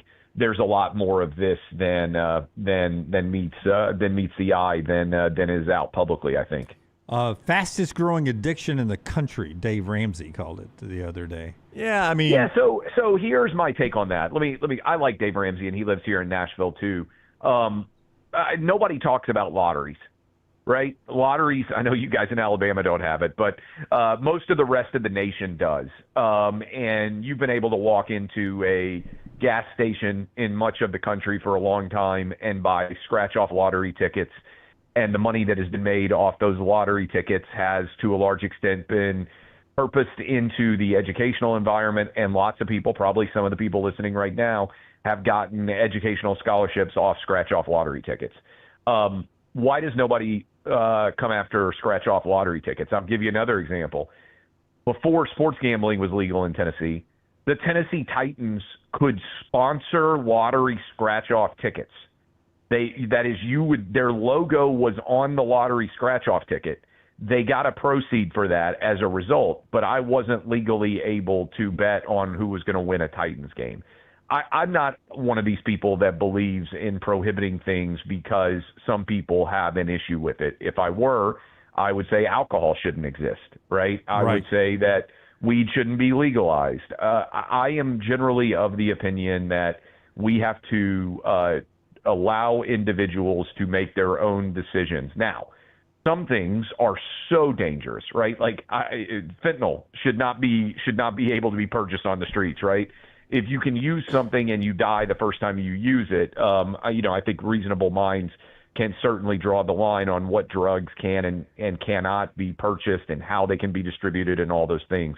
But to me, I think the key for sports gambling and prediction markets, which I know are legal in Alabama now, at least under interpretation of federal law, which is in many ways an ability, to say who you think is going to be the next senator from Alabama or governor or whatever those stretches are going to be. I think we have to educate people and make them aware of some of the risks and understand that there's a difference between having a couple of beers and having 20, and there's a difference between making a couple of bets and trying to pay your monthly bills based on the bets. 100%. Yeah. But I like Clay, and I think this is your stance, Clay, and I think Jim, you're pretty much the same thing. I want less government, not more government. That's right, 100%. Yes. I've never been a guy where I need the government to protect me from me. Yeah. And look, the challenge on that is some people do have addictions, and I'm sympathetic to people who say, hey, I can't have one beer without drinking 20. Yeah. And there are people out there that say, I can't bet on one game without betting on 20. Right. And they have addictive personalities, and I'm sympathetic to the fact that exists. I don't think we can govern society based on a small segment of the population that has an issue that most people can handle. So that would kind of be my take in general. I respect the fact that people disagree with me. I mean, I've argued for the legalization of sports gambling for a long time because, frankly, a lot of people were betting illegally, right, with bookies, and I think it's better for the state to regulate and tax it. And I will say, one reason I think we're seeing these guys get caught and we're finding out that parlays are going on and riggings and all these things, a lot of times it's the companies themselves that are turning in. And it could be possible that some of these guys are still using illegal bookies. Certainly that was the case in the Shohei Ohtani controversy. And the danger with illegal bookies is they'll let you get $100,000, $200,000 in debt. If you don't have the money to deposit in a DraftKings or a FanDuel account or a Hard Rock account or whatever it is, then they're not letting you go hundreds of thousands of dollars in debt as a part of their process. So in some ways, legalization has more guardrails than a pre-legalization era did. Yeah, it's how most of these issues get caught because it's regulated. Right. It's regulated. Well, yeah. Look, if I were in the state of Alabama, as you guys are, I would be saying, man, there's a lot of people driving to, and you guys, I think we've talked about this before. The number of guys in North Alabama who will drive across the state line to pick up gas and place bets on a Saturday or a Sunday football weekend, and then turn around and drive back into Alabama or go down on the Panhandle into Florida and place bets and then turn around and come back into Alabama. I don't think that's smart policy personally, but obviously I'm not in an elective office in Alabama and don't have much impact on anything. But that's just kind of my perspective on it. Speaking of that, and Alabama is not alone in this. Alabama did pass a law that requires you to prove you're 21, I believe it is, to access internet pornography. It may not be 21. I like that law. I do too, like that because law. I think pornography, a pornography addiction is just as dangerous as an alcohol addiction. I'm told it's 18. Is it 18? Okay, it's just as dangerous as a gambling addiction, alcohol addiction. It is a danger to society. Pornography addiction. Look, but I don't know how difficult that is to circumvent, though. Clay, was going to be my point. I have no idea. I mean, I think my kids are way smarter at tech than I am. I'm probably the dumbest person in tech in the family. Certainly, my wife is way smarter on tech. But I do think, for those of us who are around our age, we used to have to work really hard to get a Playboy magazine. That's right. It was hard back in the day to see a naked girl. And you might be like, 13, 14-year-old boys, they shouldn't be trying to do that. But there were roadblocks that made it somewhat difficult to get a Playboy magazine. You couldn't walk into a gas station and legally buy whatever pornographic material was available in that store. I think it's eminently reasonable to say, hey, you need to be an adult before you start engaging in being able to see adult pornography, right? Like, I just think that's very reasonable. We were talking about what the role of the government is. I think it's very appropriate for the government to say, hey, we don't want 10-year-olds gambling on sports, and we don't want 10-year-olds watching pornographic videos, which, by the way, are way more graphic than anything that we could have found basically in our lives. Absolutely. I mean, the old Spectravision television, movies where you try to sneak those on in a hotel room, or mom and dad go out and you're watching the scrambled Playboy channel. Like, that was very tame stuff compared to what you can find on the internet these days. And I'll tell you what, in Tennessee, I think we have the same kind of law, and they say, hey, if you want to prove that you're over 18, upload a photo of your driver's license so you can register, and then you'll be able. I'm like, the hell I will. Yeah, I mean, exactly. That thing is going to leak, first of all, immediately, and then the headline's going to be Clay Travis signs up for pornography. Here's his, picture. Yeah. Like, I don't need that. I don't need to deal with that. So I'm just not willing to give the government my info to be able to look at pornography on the internet. I bet a lot of people are with me. Yeah, nothing slowed that down more than the Ashley Madison leak. When that Ashley Madison leak happened and everybody's email was out there that signed up for that deal, that made a lot of people think twice before they'll upload their driver's license for anything, much less that. Gosh. Yeah, and by the way, I think almost all southern states have done it now, and I think it's a good move. Alabama's not unique in that, and I think it's rational, right? Yes, absolutely. And it's very dangerous. And so that's a good example of government impacting age restrictions. Same thing with alcohol. Now we can argue, should alcohol be 18 or 21 or 25 or whatever, age you want to put it at? I mean, I think we can debate what that age is. Same with voting, by the way. But I think age of majority is an important, stepping stone into being able to do things that adults can have access to, and that's rational and reasonable. Yeah, now that I think about it, you probably should be out trying to secure claytravis@gmail.com, clay.travis@gmail.com. Clay Travis. Yeah, that's somebody could use your email. gmail.com. Yeah. Signing up for all this. They can do all this. Thank you for sharing my email with everyone. But well, I'm just using your name and at Gmail. I'm not sharing your email. That is actually my email address. It was until now. Come on now, Clay. But I've had that email address. It's been public for a long time, and the reality is, I'm sure I'm signed up for every spam. I have a good spam filter as a result. But look, I mean, I think one of the big, I was at the White House Correspondents' Dinner, right? Well, I was about to bring that up. I would love to ask you inside the room there. I'd love to hear what your thoughts and everything was. My perception on the outside, I was watching it live afterwards, was that our safety procedures worked, and he was not close to getting into the ballroom. Did you hear it, and what did you ever feel scared? Was not. I heard the gunshots. What and my wife was there, and she was on the ground, and I was on top of her, and I looked up to my right. We were near the stage, and when I saw the guys with long guns, and those long guns trained at their eye, looking through the scope, scanning the room. Right. I was not sure whether the shots had happened in the room or outside the room. And so, but when I looked up, I mean, from right there, and saw them looming right above me, I've seen those guys with long guns at a lot of events. I've never seen them with them up on their shoulders looking through the scope. And I was like, and, obviously I had seen all the cabinet members escorted out. We were sitting at a table with Mark Wayne Mullen. So I saw he and his wife get grabbed.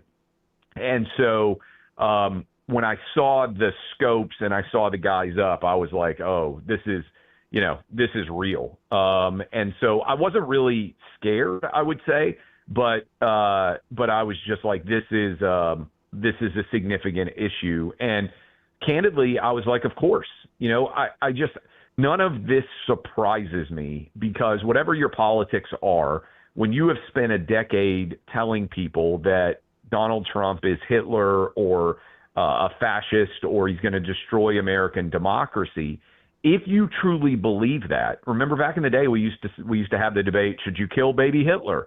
Remember that was like kind of guys have a couple of drinks and you'd sit around and debate, is it okay to kill a baby if he's going to grow up to be a dictator that's going to lead to 20 million people dying? And it was kind of like a funny parlor game. You'd be like, oh my God, you would kill a baby? It's like, well, it's Hitler. A lot of people, if you tell them for a decade that Trump is Hitler, they believe it. And what I would say is it's impossible, again, regardless of your politics, to me it's impossible to reconcile he's Hitler and then when there are acts of violence immediately say we condemn the acts of violence. If you think he's Hitler, you should want him dead. And so you can't have it both ways. And I think the degree to which he in particular has been labeled has led a lot of people to lose their minds. So I was laying there on the ground. I'm like, yeah, of course, some crazy left-wing lunatic has decided that he's going to come and try to kill Trump. And, I was right. And unfortunately, I don't think this is going to be the last time. And I think probably we're going to get assassination attempt 4, 5, 6 as his tenure as president continues. Did you see anyone stealing wine? They're caught on video lifting the wine, which is an all-time terrible look on that. Well, what's so funny about that? I almost took a bottle of champagne. If you'd have been caught on video. Nice. It was nice. Well, nobody would have been surprised if I had taken a bottle of champagne. I think that kind of goes to, I think, partly whatever you think about me. You're like, yeah, I think Clay Travis would walk out with a bottle of champagne. I was looking at it. I'm like, this is nice champagne. It's on ice. Like, I don't think they can use it, from this point forward. And I was planning on having a great date night with my wife, and we're going back to the hotel. We're not big drinkers, but I was like, we could pop this champagne and just kick it back and hang out in the hotel and have a nice night. I didn't do it because I didn't want to carry it, because we had to walk back to the hotel. We had to walk like a mile and a half or whatever. But if I had been staying at the hotel, 100% I would have taken the bottle and just taken it up to the room. That was my point. I was telling Brown, I was like, let's cut the lady some slack, because I would imagine there was going to be a little bit of lag time in the lobby She took 2 bottles before I was allowed to leave the hotel.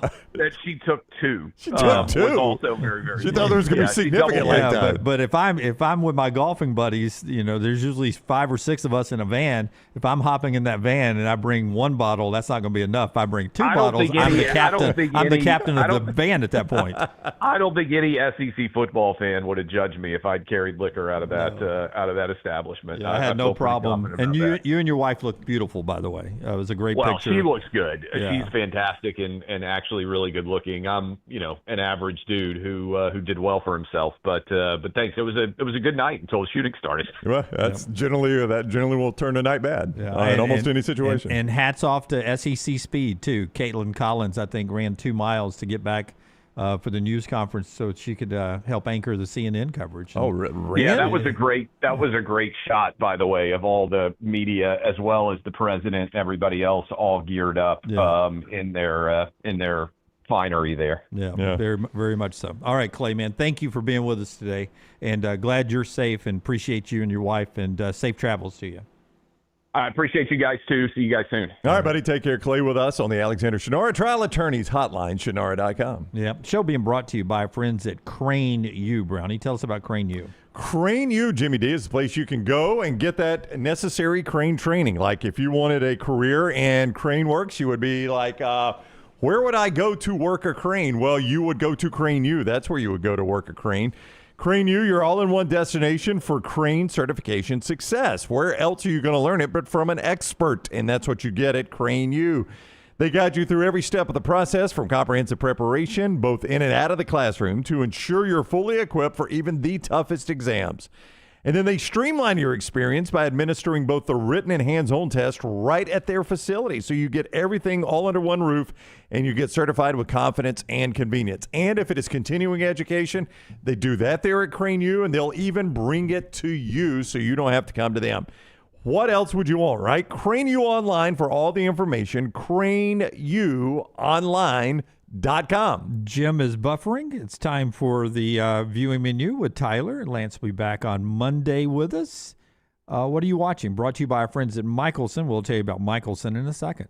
So there's a new show on HBO Max. I missed out on it last week, but it sounds pretty interesting. Okay. It's from the creator of Baby Reindeer, which got a ton of awards. And it's called Half Man.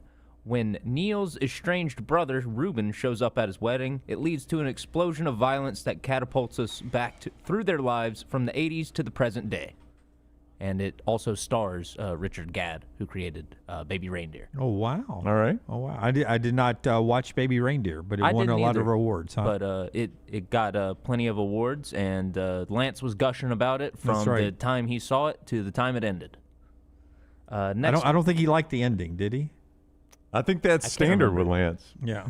That's usually how it goes. Yeah, that's standard with a lot of people, honestly. That was the one he did not like one of the middle episodes, and he almost quit watching it. I remember that now. Oh, yeah. There was something that was like even too disturbing for him. Yeah. If I remember right. Yeah. Peacock has a new documentary out called The Heartbreak Kid, Becoming Shawn Michaels. Known for his charisma, storytelling, and athleticism, Shawn Michaels is widely regarded as one of the greatest in-ring performers in WWE history and was a cornerstone of WWE's success in the 1990s and 2000s. After retiring from his Hall of Fame career in 2010, Shawn largely walked away from the business. However, when his best friend, WWE Chief Content Officer Paul Triple H Levesque, needed a hand with WWE's blossoming developmental system, Shawn Michaels returned to his roots to take over the WWE Performance Center and groom the superstars of tomorrow. The documentary will take viewers on an unprecedented tour of NXT while simultaneously reliving Shawn's professional and very personal journey that led him to the place he is today. Shawn Michaels. Better Michaels. Shawn Michaels or Bret Michaels? Yeah. I always liked Shawn Michaels. Okay. I was a big fan of the sweet chin music finisher. Okay, I got you. He kicks you right in the mouth. Yeah, that'll hurt every time. Netflix has got a couple of new additions to its catalog. If the Michael movie has put you in a musical biopic mood, they've added Bohemian Rhapsody to its catalog, which is a very well-done film. The editing in points frustrates me, but it's still very well done. And they've also added Kindergarten Cop. No reason for including it today other than I like Kindergarten Cop. That is Arnold Schwarzenegger and Danny DeVito? Yeah. Danny DeVito was not in that. You're Arnold thinking of twins. That's twins. Arnold Schwarzenegger is Kindergarten Cop with who? I can't remember. You don't have to look it up. It's not worth that. But I've never. That was another way of me saying I've never seen Kindergarten Cop. By the way, Kate Hudson's Running Point is back on Netflix for season 2. I watched season 1; it was pretty good. I have not started season 2. So when I opened Netflix the other night to watch something, that was the big ad. Yeah. What is that about?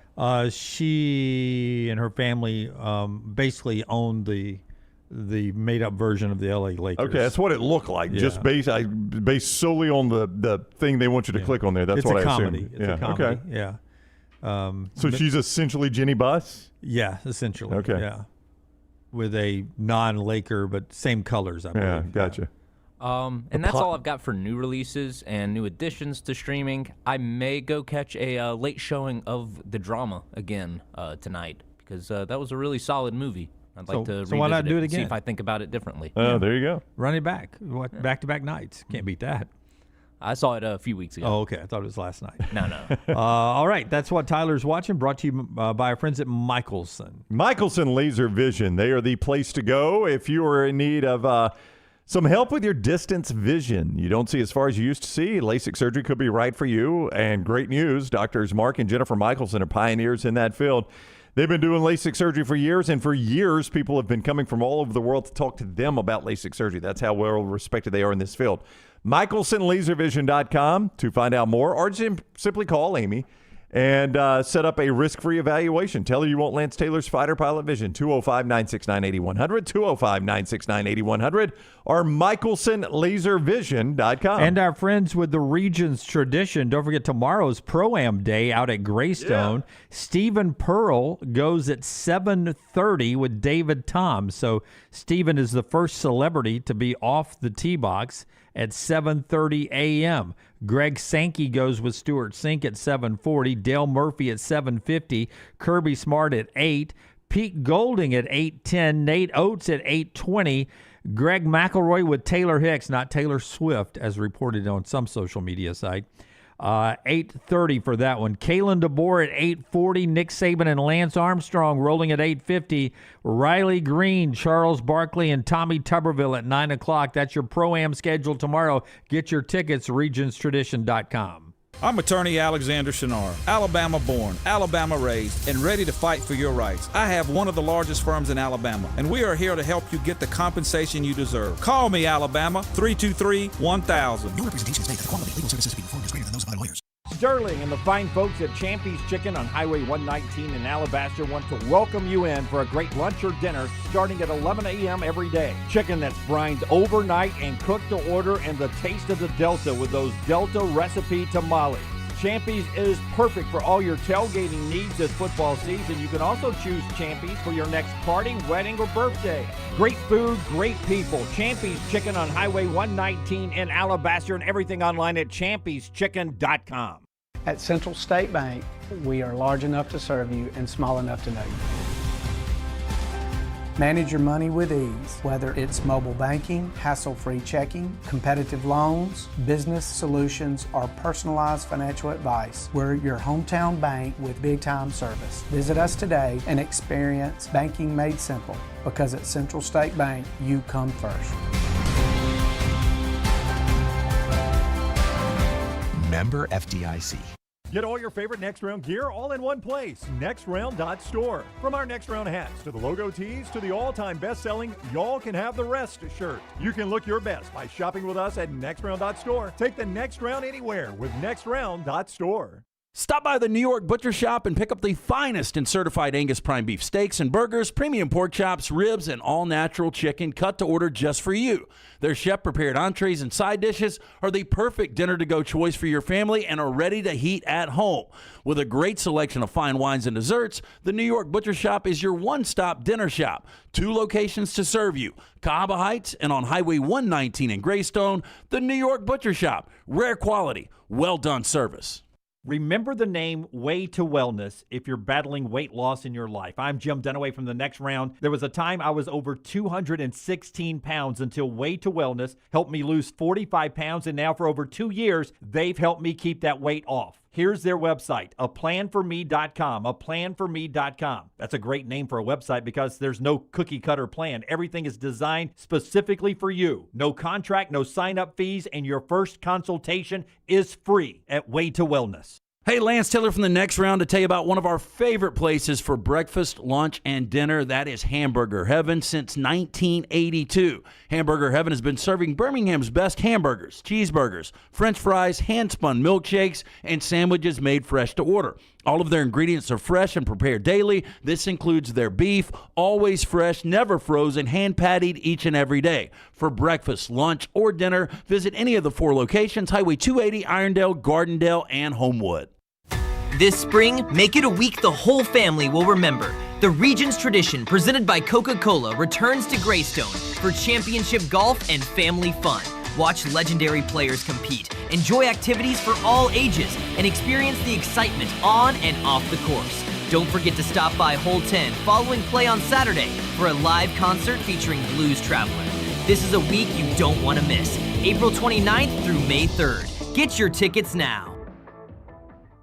Birmingham, it's official. The FIFA World Cup Trophy Tour by Coca-Cola is coming to town. On Thursday, May 7th, head to Uptown from 2 to 6 for your chance to get a free photo with the iconic FIFA World Cup original trophy. It's a once-in-a-lifetime moment for fans of all ages. Again, Thursday, May 7th at Uptown from 2 to 6. Your chance to get the free photo with the iconic FIFA World Cup original trophy. The FIFA World Cup Trophy Tour by Coca-Cola, because fan work is thirsty work.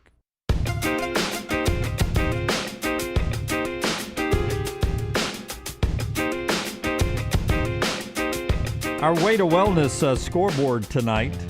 Get a little basketball. Hawks and Knicks at 7 o'clock on NBC and a doubleheader on ESPN. Boston tries to finish off Philadelphia. San Antonio tries to finish off Portland. But that NBC game, Hawks and Knicks, that series is tied 2-2 as they play at Madison Square Garden, where I hope I'll be later this summer on a trip with Maggie to see a concert there. I always wanted to see. It's a bucket list thing to see a concert at Madison Square Garden. Going to go up there and see right now Mumford & Sons. Is on really? I've heard they're very good live. Yeah, I've seen them live twice. Would you like them? Obviously, if you're going a third time. Yeah, she loves them, so I'm going for her, but looking forward to that. Last night, number 8 seed Orlando beat Detroit 94-88. The 8 seed leads the 1 seed 3-1 now. OKC swept Phoenix, and Denver staved off elimination. They beat Minnesota. Minnesota still leads that series 3-2. NBA playoffs continuing. Hockey rolling on as well.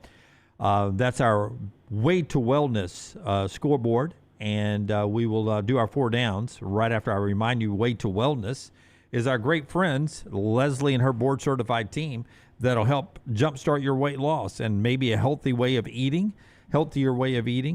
Whatever you need, they've got a menu and a way to help you at Way to Wellness. The website to find out several things they offer to you is planforme.com, planforme.com. You get the opportunity there to see everything from injection therapy to meal replacements. I use protein bars to keep from bad snacking. It's all right there at Way to Wellness.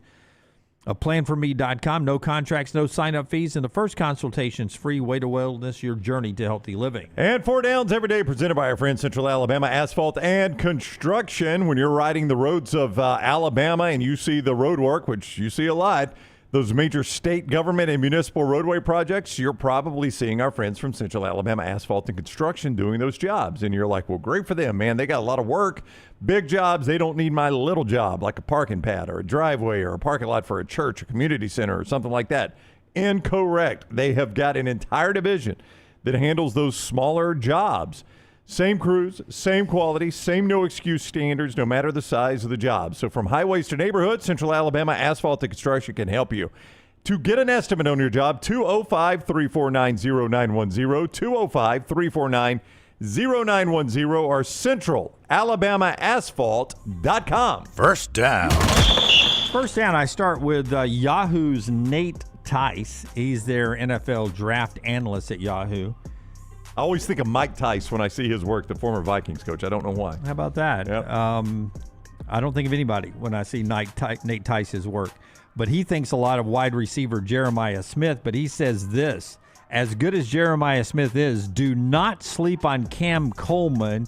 He's closer to Smith than people are giving him credit for leading into next year's draft. So our first down question is, more receiving yards this year, in your opinion? Jeremiah Smith of Ohio State, Cam Coleman of Texas. They play each other, by the way, game 3. Yeah, heck of a field of talent there. I mean, if you think Arch is going to be the overall number 1 pick, who's going to catch most of his passes? I mean, it's probably going to be Cam Coleman. Isn't Ryan Wingo back? Parker Livingstone, the receiver that kind of had a breakout year last year, it was Arch's roommate, transfers to Oklahoma. Ohio State's always loaded at receiver, and there were times this year where Carnell Tate benefited from the fact that that Jeremiah Smith was on the field. It's one reason Carnell Tate probably was drafted as high as he was. So your answer I'm is? going to go Cam Coleman. I'm still saying that Jeremiah Smith gets picked before Coleman. I still think he'll be the number 2 off the board, but I think Coleman will have more receiving yards. By the way, with Carnell Tate, 4th overall, he was a high pick. Yeah, I forget what number. Went to the Titans. Was he? I think 6. I think 6, but I could be wrong. Top 10 pick, Carnell Tate. Had 875 yards receiving last year. Jeremiah Smith still had 1,243. Right. Leading receiver last year for Texas, Ryan Wingo, 834 yards. But now Tate is gone, and how much coverage does rotates more over to Jeremiah Smith with Tate out of there? Now look, it's more still 5-star guys. It's still Ohio State. They're still going to have tremendous receivers. You don't have to worry about that. Yeah, I'm gonna take Jeremiah Smith still with more yards. I'll go Cam Coleman. Yeah. Second down. Second down here. Ty Simpson's numbers at quarterback last year for Alabama, impressive enough to get him picked 13th overall. New starter now, first-year starter at Alabama. Greater number of passing yards for the new quarterback or for Ty Simpson next year? For Keelan Russell or Austin Mack or Ty Simpson? What was it, 3,400 yards, something like that?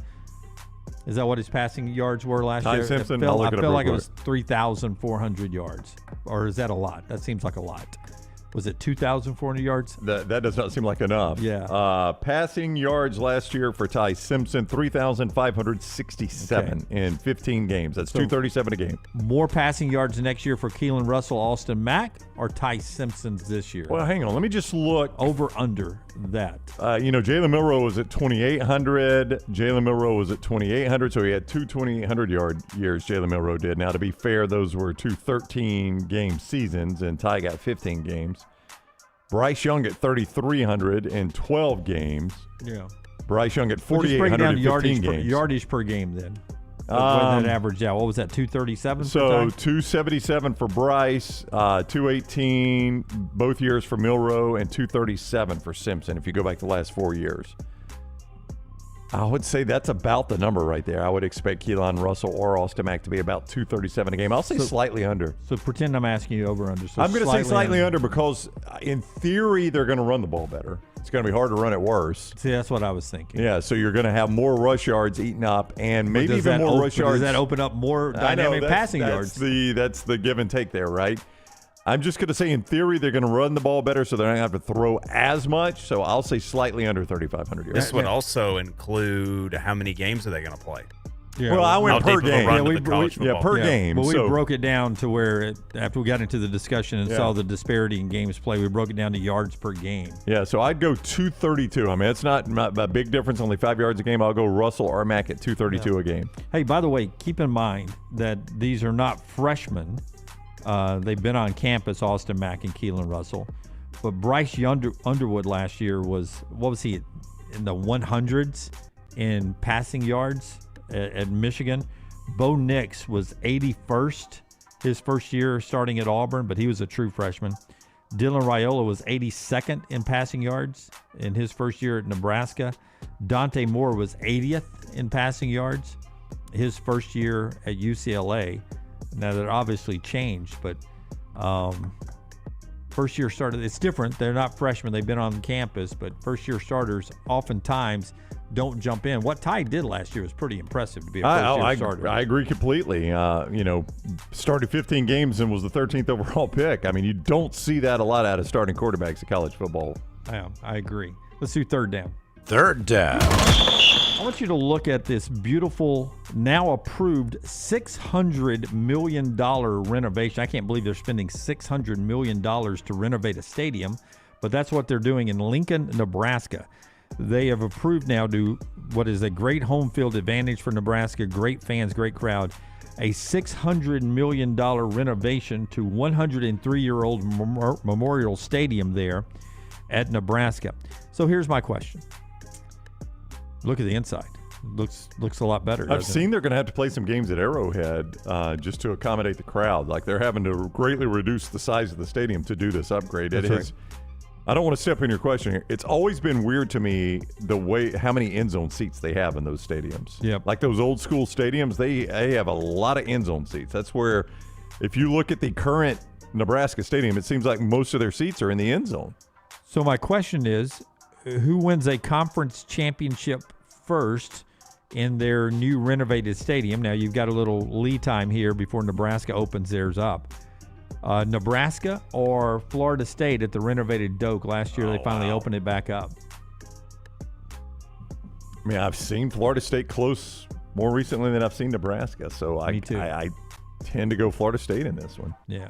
I mean, I normally would go the Big Ten school over the ACC school. I love me some Matt Rule, friend of the show. Conference championship. Oh, did you say conference? Yeah, not national. Conference. Maybe even more difficult, oddly. Conference, I'd definitely go Florida State. Yeah, me too. Yeah. Me too. And not even close. Even national, I'd go Florida State. I mean, I just if you said, I don't think Florida State's going to be down as long as It seems like everyone else is giving Florida State up for dead. I think they care too much about it for it to be down this low. I agree, but I mean, who cares more about football than Nebraska? I mean, their fans care about it, and they just haven't been able to catch it back. I mean, if you ask me, like, rest of your life, Ryan, which I hope is quite a while, do you think you'll see Nebraska win a championship again? I'd say no. I'd bet no on that one. I think the problem national championship. I think the problem with Nebraska is when they changed leagues, they left their recruiting behind. They did. Luke and Bill, if I can't remember which day it was, Luke and Bill was with us where he addressed this. So it was Tuesday or Thursday last week, first hour.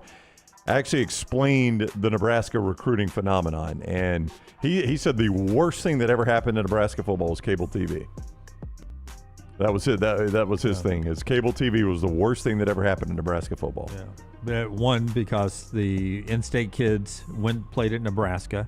Nebraska was a TV product because they were a name brand. So they could sell it in other places of America. Hey, come here and your mom and dad can watch you play. Well, now I can go anywhere and mom and dad can watch me play. That's right. Yep. Let's do fourth down. Fourth down. Mike Tomlin has spoken out. By the way, he's on the NBC broadcast now on why, first of all, he thinks Aaron Rodgers would play and why he left the Pittsburgh Steelers. He said, quote, "There's a loneliness with leadership. I just thought it was a good time for me personally, and by that I mean just where I am in life, and I thought it was a good time for the organization, to be quite honest with you. We didn't have a lot of success in the playoffs in recent years." And he went on to say, "There's just some veteran players, guys like Cam Hayward, TJ Watt, Chris Boswell, that I thought were worthy of the excitement and optimism associated with new leadership." That from Mike Tomlin on why he left Pittsburgh. Do you think Mike Tomlin, who is going to be with NBC this year, follows the path of the guy he replaced and never goes back to coaching? Or do you think Mike Tomlin coaches again someday? That's a great question. Tony Dungy and Chris Sims out of that show, by the way. I don't know how people feel about that show. I don't spend a ton of time watching it because the afternoon window's wrapping up at that time. Bleeding over usually. Yeah, and I'm trying to, I'm trying to get dinner and all that between the end of the afternoon window and the start of the NBC game. So I'm really never paying attention to that show. But it is Dale Dungy and Chris Sims. If you like those guys, they are out and Tomlin is in. I would say part of this is Cowher was really good. I don't know how you feel about him on CBS. I think he's really good. He got on there and was really good at it, so he was able to stick around, kind of like Nick Saban, right? Nick Saban got on game day, and you're like, man, this guy's really good at this. I don't know how good Tomlin's going to be, and that's the thing. But you see this time and time again, like Dungy got on there. He never went back to coaching. Tomlin gets on there. He never goes back to coaching. Jimmy Johnson, was he on, came back to Miami, and then went back to TV? I can't remember. He only coached Miami a couple of seasons, but I can't remember if he was on TV before he coached Miami or if he left Miami and went to Fox. I can't remember. I feel like he was in a game analyst. Okay. But I'm not sure. It seems like once those coaches get those studio gigs, they are such good gigs, they never give them up. So I would say more likely Tomlin never coaches again. Yeah. I meant to send Forrester the pictures, I'll do it tomorrow, of Troy Aikman and Jimmy Johnson. They just went fishing this weekend together down on Jimmy's yacht, and they caught a wahoo, and which I don't think it's easy to catch. Well, I tell you, if you watch that Cowboys documentary, how bad a start those two got off to, it's amazing that they have the relationship they now have. That is our four downs today, brought to you in part by our friends at Central State Bank as well. That is the bank, Central State Bank, that is big enough to meet every need you have, but they are also small enough to know you. That's because they operate in your community. They are a community bank, and that cannot be overstated. Those are the people that are making the decisions for you that affect you buying a car, starting a business, just living out whatever dream it is you have financially. It's not some big suit in another city. It is a local person. The people that go to church with you, their kids are at the same ball fields and same schools as your kids. That is Central State Bank. Big enough to know you, small enough to serve you, opening relationships, not accounts. Central State Bank, member FDIC. Really, really interesting to me is when you see new leagues start, and we got a new conference this year. The Pac-12 is back. Now, they had a choice. They could, with 9 teams, have just become the PAC. Yeah. Pacific Athletic Conference. Loses a little bit. But they chose to be the Pac-12 again, trying to ride on the history of the Pac-8, Pac-10, Pac-12. Would you have gone back to the Pac-10 or the Pac-8, or would you have kept the Pac-12? Because I still think of it as the Pac-10. Why did they not go Pac-9? I guess you could have, but that's not an established name. I'm just saying, like, Pac-8 and Pac-10 were established names. Pac-12 to a certain extent, too. I think I would have taken one of those. I think I would have gone back to the Pac-10. I think I would have two, because you're appealing to people in our age that are watching football, and you're like, ooh, Pac-10. I used to like some Pac-10 football. And I've got 9, and chances are I can add one. I'm probably going to add one at some point. Yeah. And I think Gonzaga is in basketball, so you have 10 basketball players. And as we've learned, the number in the name does not matter anymore. Yeah. But anyway, their new logo sort of looks like the old logo. Boy, how much do they pay for this? I would imagine you could just ask, as Forrester does, you could ask AI, hey, take this old logo and sort of keep it the same but make it new. Yeah. So we moved the mountain in the white, and we gave the pack a little more edge to it. That's pretty much all we did there. We made wrestling letters for the pack. Yeah, wrestling font. Yep. And then we lowered the number of the 12, and we made it look more like a hurricane. Then we have a snowfall mountain. Yeah. I don't understand the obsession with like corporate minimalism. Like, we're just going to do one logo. Everything else that looks like a design needs to be negative space. We're not actually going to design anything here today. I like Tyler. Not in this millennium. I like Tyler using big words. You talk to me like I'm a dummy, Tyler. What are you saying? So everything is just it's like with every company now. They only do 1-2 colors max. Yeah. They simplify as many shapes as they can, and then anything that looks like a design, like the hurricane, is done with the empty black space left over after you've placed the white design. Really, as I look at it now, they didn't change the P or the C at all.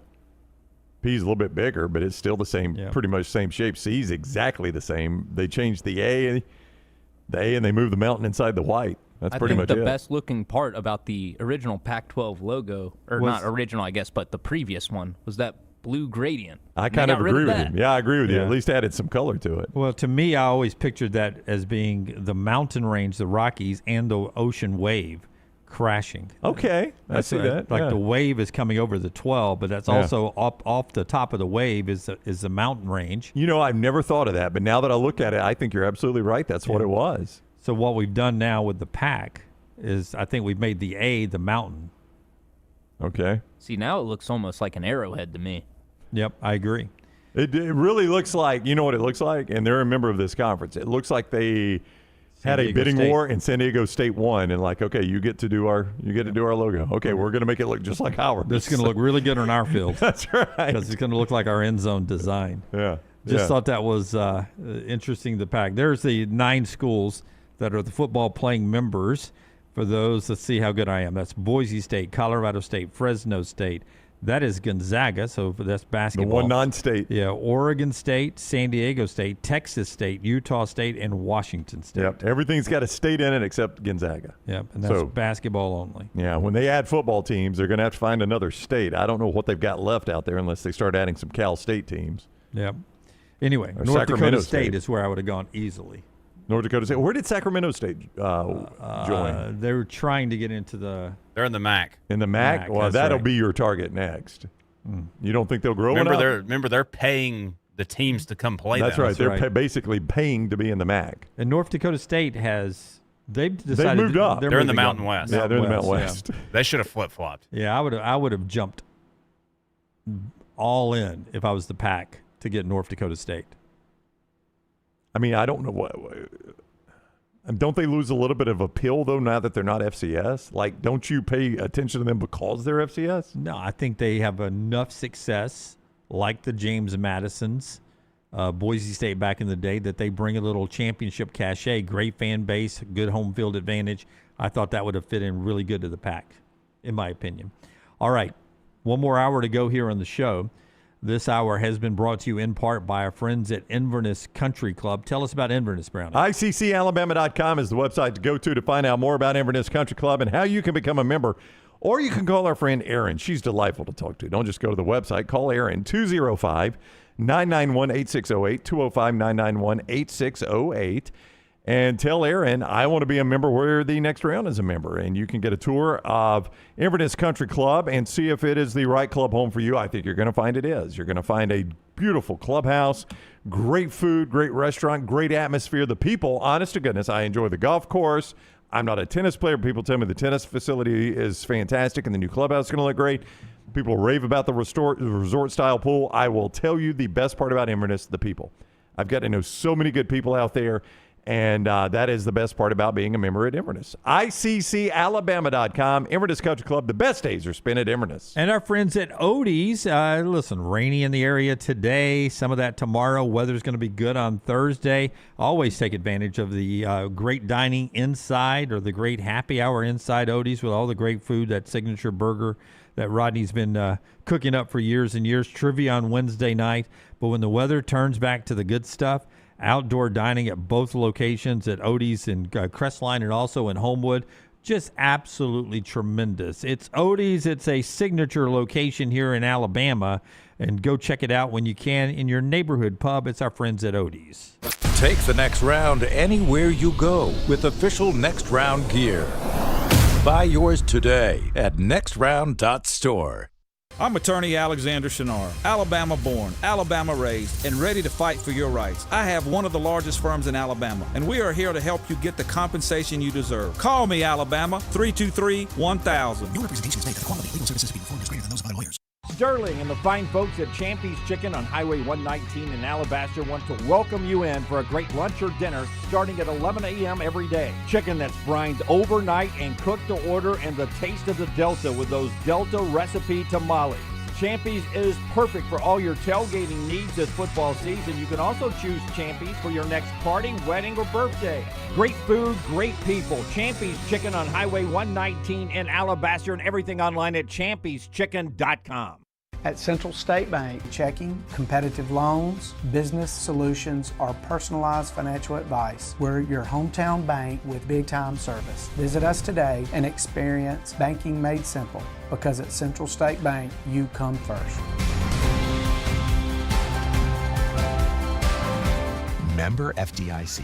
Catch up on all today's Next Round on demand through the podcast platform of your choice, Apple, Spotify, iHeart, or Google Podcast, wherever you listen. Always like, follow, subscribe, and turn on automatic downloads so you never miss any part of the Next Round. To everyone who craves a fresh meal made just for you, let our team member Jacob share what's special about Culver's. In Wisconsin, our food comes from the heart, and taking the time to handcraft your meal with care is how we've always done it at Culver's. It's why your Butterburger doesn't touch the grill until after you order. Come to Culver's and let us serve you a Butterburger made special just for you. From Wisconsin with love, welcome to Delicious.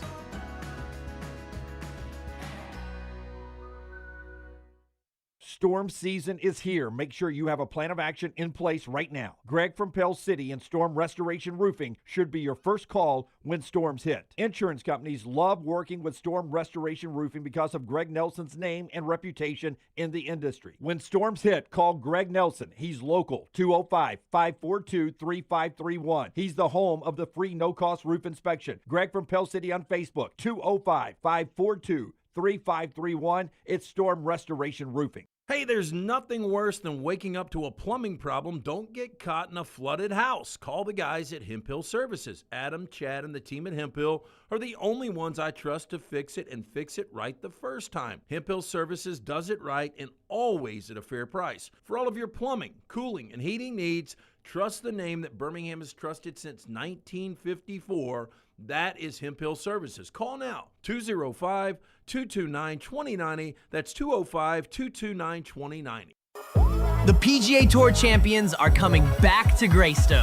The region's tradition, presented by Coca-Cola, is bringing championship golf April 29th through May 3rd. Watch the game's biggest names battle it out for one of the most prestigious titles on the tour. Experience the atmosphere, the excitement, and a full week of entertainment. This is the week golf fans love. The region's tradition, presented by Coca-Cola, April 29th through May 3rd. Get your tickets now. Birmingham, get ready to pregame with the Birmingham Legion FC at the Coca-Cola Soccer Block Party May 7th from 2 to 6 at Protective Stadium. Bring the whole family for music, giveaways, and tons of family football fun for free from 2 to 6 May 7th at Protective Stadium. After the party, the Birmingham Legion FC takes on Miami FC with kickoff at 7 o'clock. Tickets for the match are available at bhmlegion.com. Come kick it at Protective May 7th with the Birmingham Legion FC and enjoy ice-cold Coca-Cola because fan work is thirsty work. Jim Dunaway, Lance Taylor, Ryan Brown. Live from the Birmingham Racecourse Casino Studios, the next round, presented by Bud Light, is on now. Final hour of the show brought to you by our friends at Champy's World Famous Fried Chicken, champyschicken.com. Highway 119 in Alabaster. Go by and say hi to Sterling. He has opened that door about 4 minutes ago down there. Just terrific Southern fried chicken. It's brined overnight, cooked to order. The hand-cut chicken fingers, real manly-sized chicken fingers. You'll get your money's worth there. The great sides that are in-house made. I love their potato salad. The slaw's delicious. Tyler loves the baked beans there. And don't forget the Mississippi Delta recipe tamales. It's all right there at Champy's Chicken, Highway 119 in Alabaster. Go enjoy lunch there today. Listen, a lot of discussion going on about the eligibility 5-year rule. It looks like, according to everybody's reporting, that it's going to pass. It's just not going to pass this year. So if you're one of those players who have played 4 years and out of eligibility and you are looking for one more year, hoping that's going to pass this summer, it looks like it's going to be next year after this next academic year. And then based on what I've read, even when it does pass, they will not grandfather in those that have just finished year 4. That's It is right. not expected. So it will be for everyone already in school and moving forward. If you just finished year 4, you're done. Yeah, much like when the drinking age in Alabama went from 18 to 19 years old. When I was at my senior year of high school, I was a December baby, and the drinking age was 18. The January guys, when it became 19, they were out of luck. Our birthdays were separated by days. Yeah, Not days. months, days. Yeah, Yeah. days. But I was legally drank. They could not. They went to 18, 19, 19 to 21 in consecutive years, but I was grandfathered in the entire time by basically 14 days.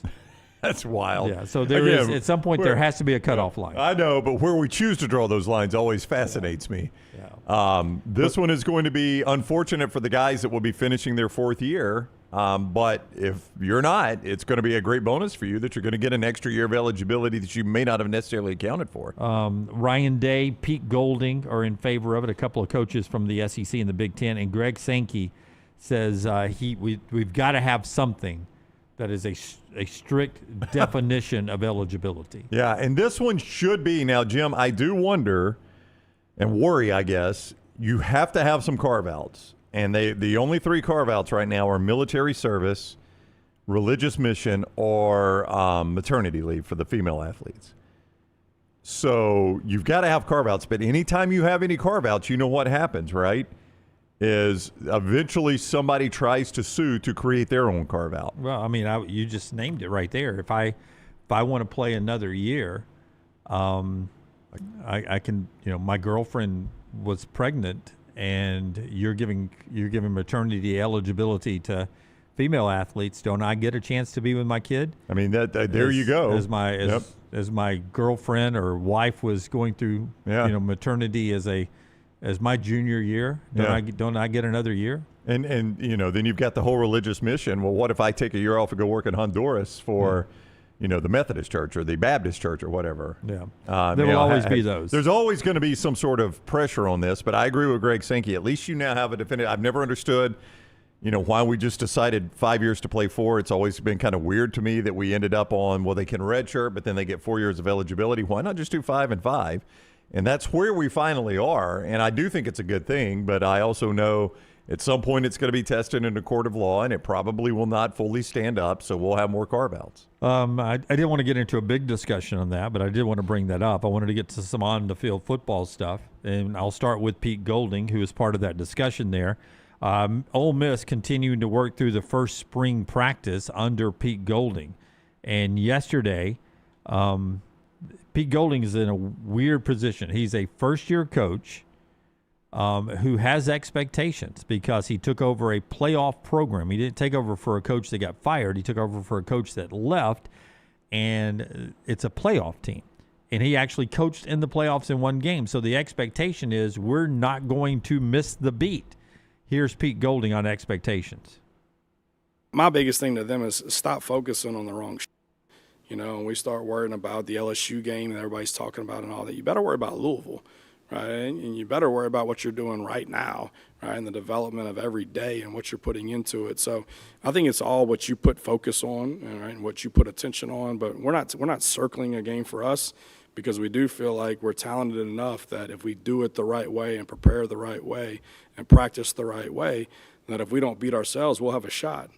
But like I said before, I think more games are lost than they are won. And that's the biggest thing where we're getting to right now is you don't know what play in a game is going to affect the outcome of the game. You can't pick and choose when you want to lock in and focus and do your job. That's got to be who we are. And there's going to be some games that you might line up and they might be more talented than you. And we're going to have to make more plays than they make, you know, and the ball might have to bounce our way. That's football, right? But let's not beat ourselves by playing bad football, or let's not beat ourselves by not being prepared or not taking care of our body or not practicing the right way. And I think that mentality, once you get to that, and you don't care who you're playing, where you're playing, when you're playing, I think that's your best chance. And so I think we got a lot of guys that do believe that, right? And you see that day in and day out. I don't think we have enough guys, and that's what we're talking about, playing winning football and getting enough guys in that category of playing winning football in this league on a consistent basis. I think you've got to get to that in order to compete for a championship on a consistent basis. So I think it was a good start, but we're definitely not where we need to be. I will never not hear Nick Saban phrases from so many of Nick Saban's former assistants, and there were a lot of Nick Saban's beliefs in there. He's got to handle expectations, and he's got his quarterback back, so that's a very interesting year coming up for Ole Miss. Were you moving on from Ole Miss real quick? Yeah, but go ahead. Because I want to. Well, first of all, Ole Miss is now censoring Pete. That was not Scott's censor. That was Ole Miss's censor. So Pete, who is that's the way they send that out now. Is that correct, Scott? Yeah, that was not Scott. It's interesting to me. Like you've never really, as Ole Miss football, competed for a national championship in our lifetime. You do it 1 year, and now. The way you set that up is the expectation is, all right, we're back, national championship. Is that our level now? You've never done it in your whole life, and now you've done it one time. Yeah. But that's the way fandom works, right? Is you're like, well, now that we've done it, why don't we do it again? Yeah. To think that Ole Miss will be disappointed if they make the playoffs and lose a game. Yeah. They go one and done in the playoffs, but it would be a disappointing year. That's where they are now. That is. But again, I make the point, Jim, like your whole life as an Ole Miss fan, if you're our age, you've never competed for a national championship. You really haven't even been particularly close. And you did it last year, and now you just expect, well, I'm going to be back again. But Georgia, Texas, they expect to be in the playoffs. Oh, they do. Ole Miss expects to be in the playoffs 100%. And win. Oklahoma. Alabama, Oklahoma. LSU is going to expect to be there because of the money they're spending. I mean, not all of them can make it. Yeah, you start going down the list, there will be some disappointments. Dan Lanning. Cut 4 now, Tyler. Dan Lanning coaches the Oregon Ducks. Interesting stuff going on with Dan Lanning. One of them is Dan Lanning. Now, I don't know for sure if this is NIL based or not, but I get a feeling it is. Okay. Dan Lanning is taking Dante Moore and several other current Oregon Ducks to Japan this summer, where they're going to host live exhibitions and teaching the fundamentals of the game of football to, future players in Japan. And it seems like, probably something the folks in Japan who are hosting them would pay for, or Nike would pay for, whoever's hosting this event. So it's another creative way Dan Lanning is staying A, cutting edge, B, carving out some real estate of more NIL money for his players, but he's taking Dante Moore, his highest profile Heisman hopeful quarterback, and several other players to Japan, where they're going to have a football showcase, as it says there, where they're going to host live exhibitions and sort of teach football to a new society. So this is somewhat like the European tours that college basketball teams used to take. He's not taking the whole team to go over there and play. Well, it was easier with basketball. They had 13 guys, and they would go over there and play. And used to, the NCAA would allow it, I think it was one every 4 years you could do. And now I think the NCAA has said you can do as many as you want because. But back then it was dressed up as an educational experience. That's right. To tour the world. Yeah, Auburn recently did it again, and they played all the Israeli teams. I think they went over and did a tour in Israel. And I remember us talking to Wendell Green about it and him talking about what an amazing experience it was. And I do think those are great experiences. I think this one will be too. It sounds a little odd on the surface, to be honest with you. And it does feel like this is a way I'm bonusing some of my NIL guys with a great vacation to Japan, probably flying first class, probably flying a team plane. Yeah, looks really good. But Dan Lanning is got a pretty good football team this year. Did really good things in the portal and getting Dante Moore back. Here's Dan Lanning on if he's pleased where his team is right now in spring drills.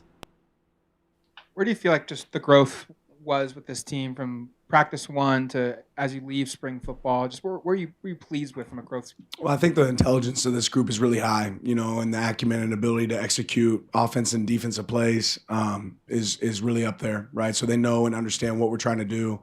We've got a lot of stuff packaged well that these guys can operate really well. So I'd say that part's ahead. We become a much more connected team this spring. That's got to continue as we go through the remainder of this offseason. We got to get stronger. We got to continue to become the physical team that we've been here in the past. So there's a lot of areas still for growth, but I think we're a really smart team right now and understand what we want to accomplish. I don't know. I get the feeling this is going to be his best Oregon team. And I know they were the number 1 overall seed 2 years ago and got blasted by Ohio State. Couldn't back that up. But quarterback back. Right. Maybe the number 2 overall pick in the NFL. Maybe number 1 if he has a better year than Arch. He's going to be a highly sought-after quarterback in the NFL. And some good pieces in the portal and some good recruiting and good returning talent. This seems like Oregon's year and maybe the biggest threat to Ohio State winning the Big Ten again. Or Indiana winning it again, who won it last year in last year's national championship. More on Ohio State in a second. This college football spotlight we rolled through here is brought to you by our friends Alexander Shinara. Yeah, Alexander Shinara brings us the spotlight every single day. Shinara.com. Shinara.com. Tyler, you want to open the spotlight up for us? The college football spotlight. That's what you said. Yeah. I was going to do it without the animation. Oh, man, we got animation. Shinara.com. Shinara.com. Alexander Shinara trial attorneys. You can call them for any legal issue you face. Any one of them, right? You start at Shinara.com. He's got 150 attorneys, more than 500 team members ready to work for you. They've recovered more than $2 billion for their clients. Again, I say all the time, he could have done this anywhere, but Alexander Shinara is a Birmingham guy, and they chose to do it in Birmingham, Alabama. That's Alexander Shinara trial attorneys at Shinara.com. You don't pay a dime unless they win your case with Alexander Shinara trial attorneys, Shinara.com. And then there's Ohio State. And I don't know, I keep forgetting that Indiana is your defending Big Ten and national champions, so I keep thinking this is an Oregon and Ohio State race in the Big Ten again. Is that wrong? It's probably, I keep doubting Indiana, but it probably is an Indiana, Ohio State, Oregon race. Probably I would include, if you're going to include all of them, all three, yeah. I mean, again, I've got to be consistent here. I think Josh Hoover was the best quarterback in the portal, and that's who Indiana came away with. I really like Josh Hoover. So I don't think they're going to fall off a whole lot. And Ohio State is always going to be there, and I think Oregon's always going to be there. So, yeah, I think you're fair there. Ryan Day talking about winning the hat trick, Michigan, Big Ten, and the national championship as they wrap up spring. Ryan Day on his team trying to be better in this upcoming year and win it all. What's your sense of this group? I think we're still a work in progress in all three phases. And this summer, we all need to really focus on getting better individually.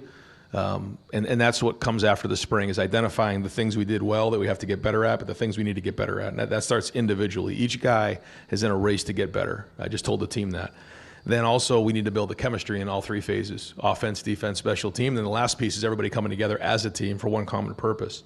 So this is a big summer for us. I think we're off to a good solid start, but with 50 new players, we got a lot of work to do. That's not. I don't think we're behind where I thought we'd be right now, but we all know that where we are with some of these new players and some of the guys we had to replace, it's going to be a process. And so we're a race against time. Another guy who has his quarterback back. That helps a little bit, right, Brownie? It does. I mean, yeah, Julian Sayin is another guy that will be mentioned for the NFL draft. He's got the best receiver, maybe the best overall player in college football in Jeremiah Smith. It's an Ohio State roster. They are always going to be in. I mean, the entire time this guy has been the head coach, they've never had less than 2 losses. But when he starts talking about the hat trick, never more than 2 losses. Never more than 2 losses. Excuse me. Yeah, never worse than 2 losses. Yeah. That was what I meant to say. When he starts talking about the hat trick, this is going to be year 8 for him at Ohio State, and he's 82-12, which is an incredible record. 55-5 in conference. Incredible. Is incredible. He's got 2 conference championships and a national championship, and that's where people are a little critical of him. When there is criticism, like record's good, conference record's astounding.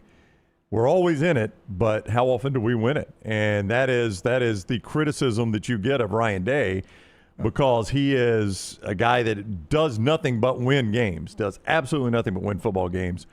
Do the championships match up? And I ask you, going into year 8, he's coached 7 years, 2 conference championships and a national championship. Enough? Is that enough for Ryan Day? 2 conference championships, 1 national championship in 7 years. Is that enough?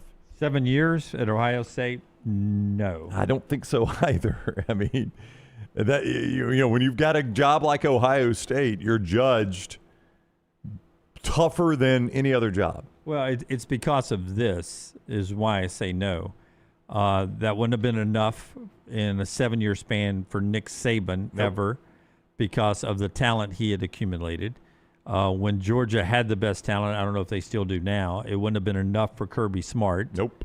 When Dabo Swinney had the best talent, or some of the best, it wouldn't have been enough. And that's what Ohio State is year in and year out. It's been his roster is what Nick Saban's roster was. It is what Kirby Smart's roster was. When Dabo had Clemson cooking, it is what that is.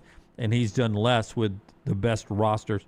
Every year he's got one of the 5 best rosters in college football. And when we get to the 7-year mark for Sark, I would say the same thing of him. If he's giving you 2 SEC championships and a national championship, I think Texas fans will be like, yeah, it was good. Yeah, right now that's 0-0, by the way. That's right. I mean, he's got to make up some ground. Yeah, that's 0-0 right now. Listen, those 2 conference championships were his first 2 years as the head coach at Ohio State. His first 2 full seasons, 19 and 20. And 20 was obviously the abbreviated season, but they won the conference championship, then lost to Alabama. But he has not won a conference championship since the COVID year. I mean, that seems like forever ago, doesn't it? That is the last conference championship That doesn't he's even won. seem real. Is that correct? It is 100% correct. 2021, they played for it and lost to, give me 2 seconds here, Well, just Michigan. go backwards. Just go backwards. It was Indiana. No, Michigan went 3 years in a row. Yeah, 21 that's through right. 23. Because they beat Ohio State. That's right. And then lost to Michigan in 24, the year they won the title. Yep. Oregon and Penn State went to the Big Ten championship, and then lost to Indiana this past year. So he has not won it. Then it was Michigan versus somebody from the West, you get West and the others. You forget about it because of the national championship. But as we pointed out, the national championship, they were in the 8-9 game against Tennessee. They were not the Big Ten champion. So, yeah, he has not won the Big Ten since the COVID year, since 2020. One more thing in the Big Ten, before I make my point here. Here's Matt Campbell, head coach at Penn State, as they're wrapping up fall camp. Another perceived contender for the Big Ten race this year. Where do you think this program needs to grow most between now and fall camp? Well, I still think the biggest growth we can make is our discipline and detail, to be honest with you, in everything we do. Can we continue to have great discipline and detail in our academics and how we finish in the classroom? Can we have great discipline and detail and some humility, myself and all of us, in terms of evaluating what we just did? And then I think the end piece of it is probably most important. Like, the storm's coming. We're going to have adversity. Are we as close-knit, tight-knit of a football team that when the tough days come, we can fight through down 14? we can fight through adversity, a bad quarter, a bad half, because all that stuff's coming, right?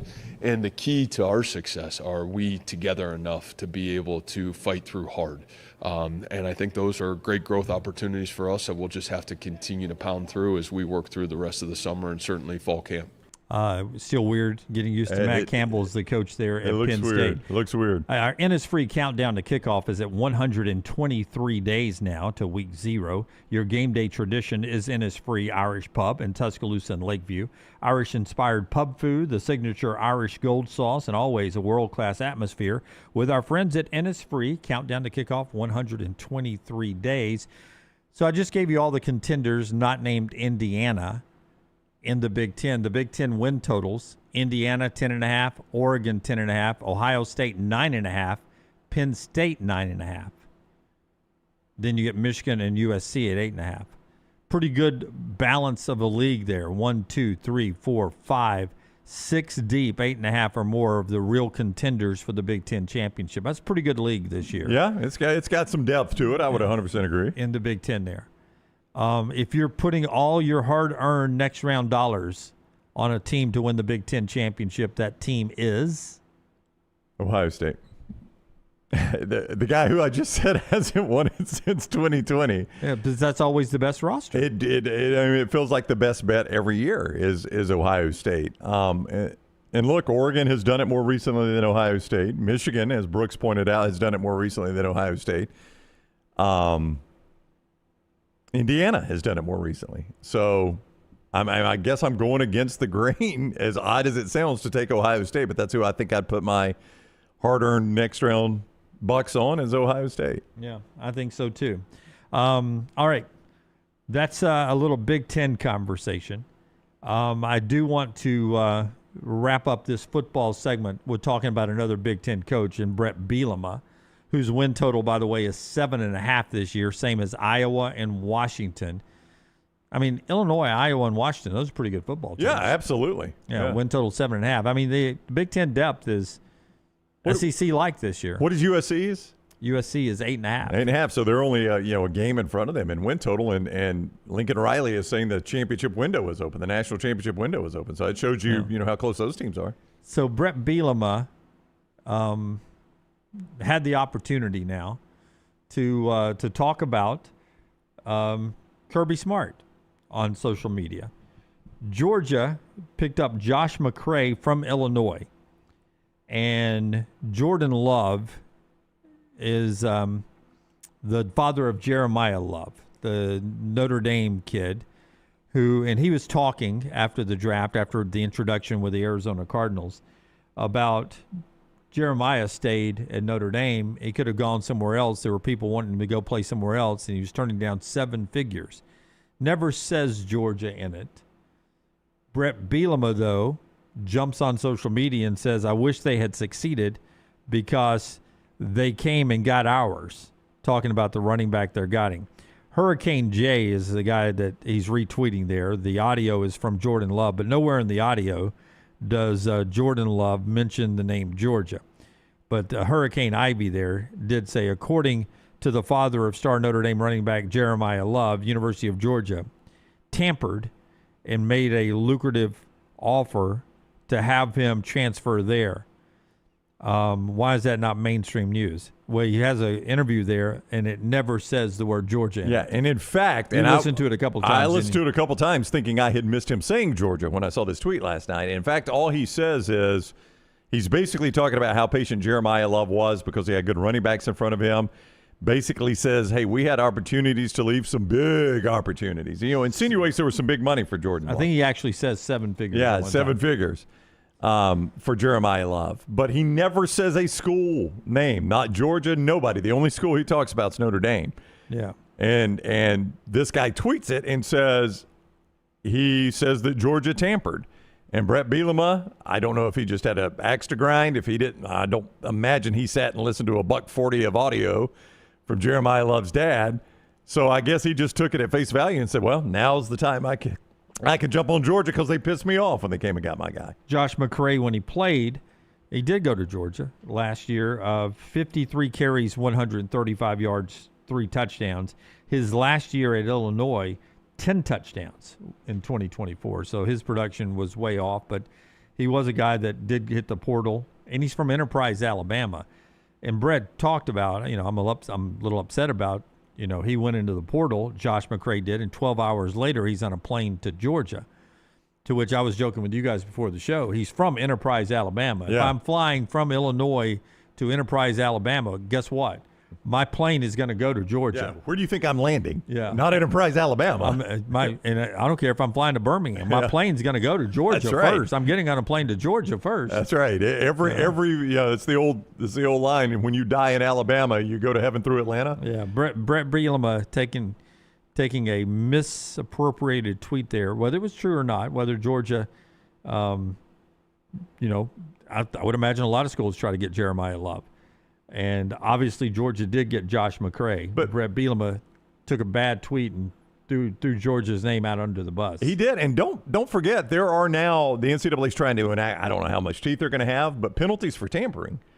So tampering used to be something a coach would throw at another coach just to make a point. Now there are some penalties involved with it. So when one coach insinuates or outright says that another coach is tampering, it's not just some harmless accusation anymore. I mean, that could have lead to an investigation that carries some penalties. We'll take this out in the street. It's not that anymore. It could be some penalties. That's right.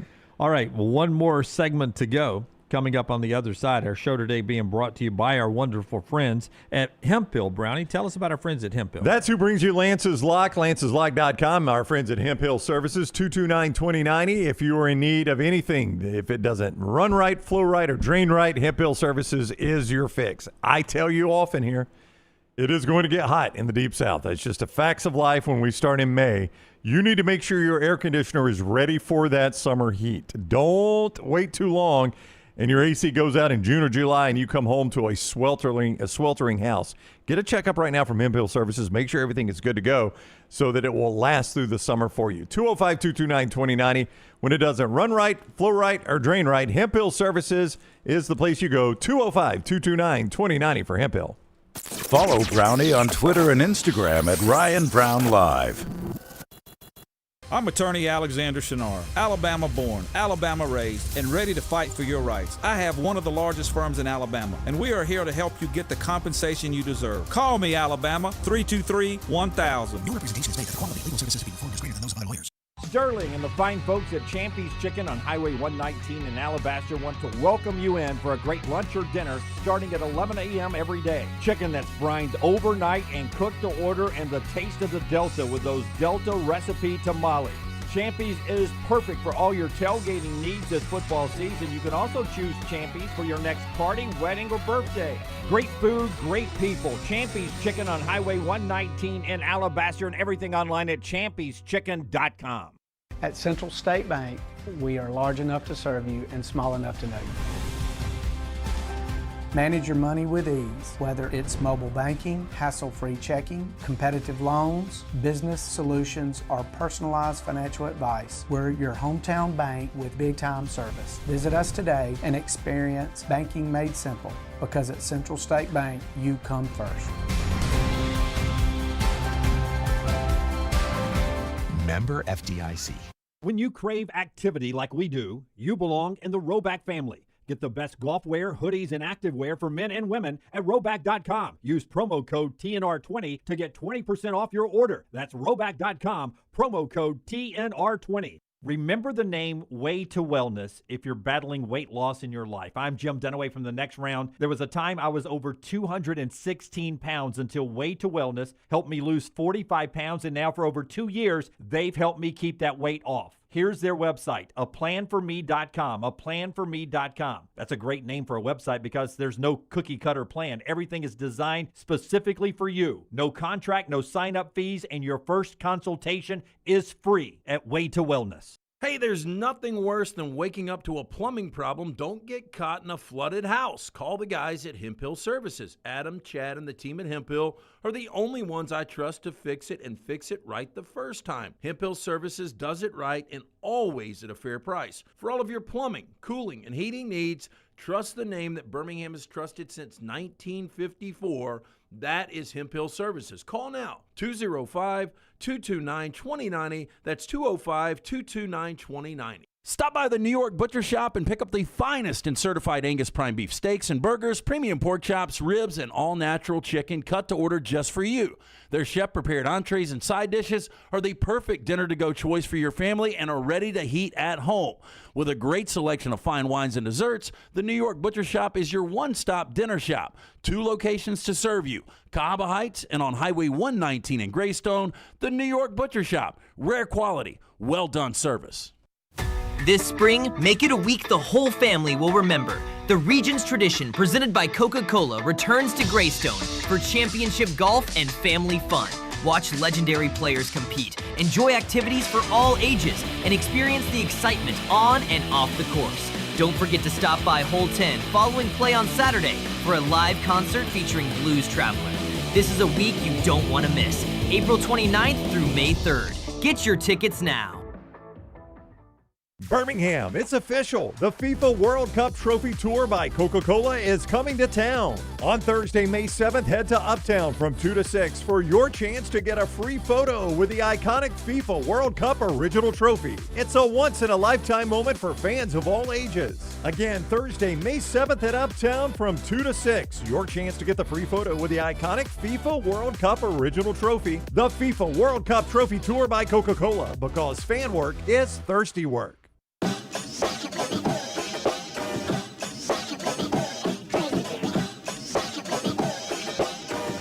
Final thoughts on the show brought to you today by our friends at Michelson Laser Vision. Tell us about Michelson. 969-8100, MichelsonLaserVision.com. That is where you go if you're in need of LASIK surgery, like your distance vision isn't what it used to be, right? Comes for all of us.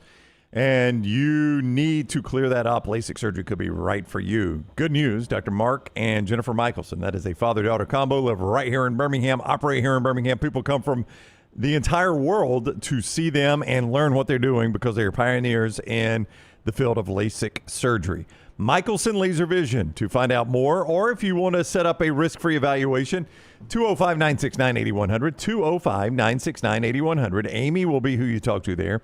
And you simply tell Amy, I want the vision that Lance Taylor has. What you gonna do?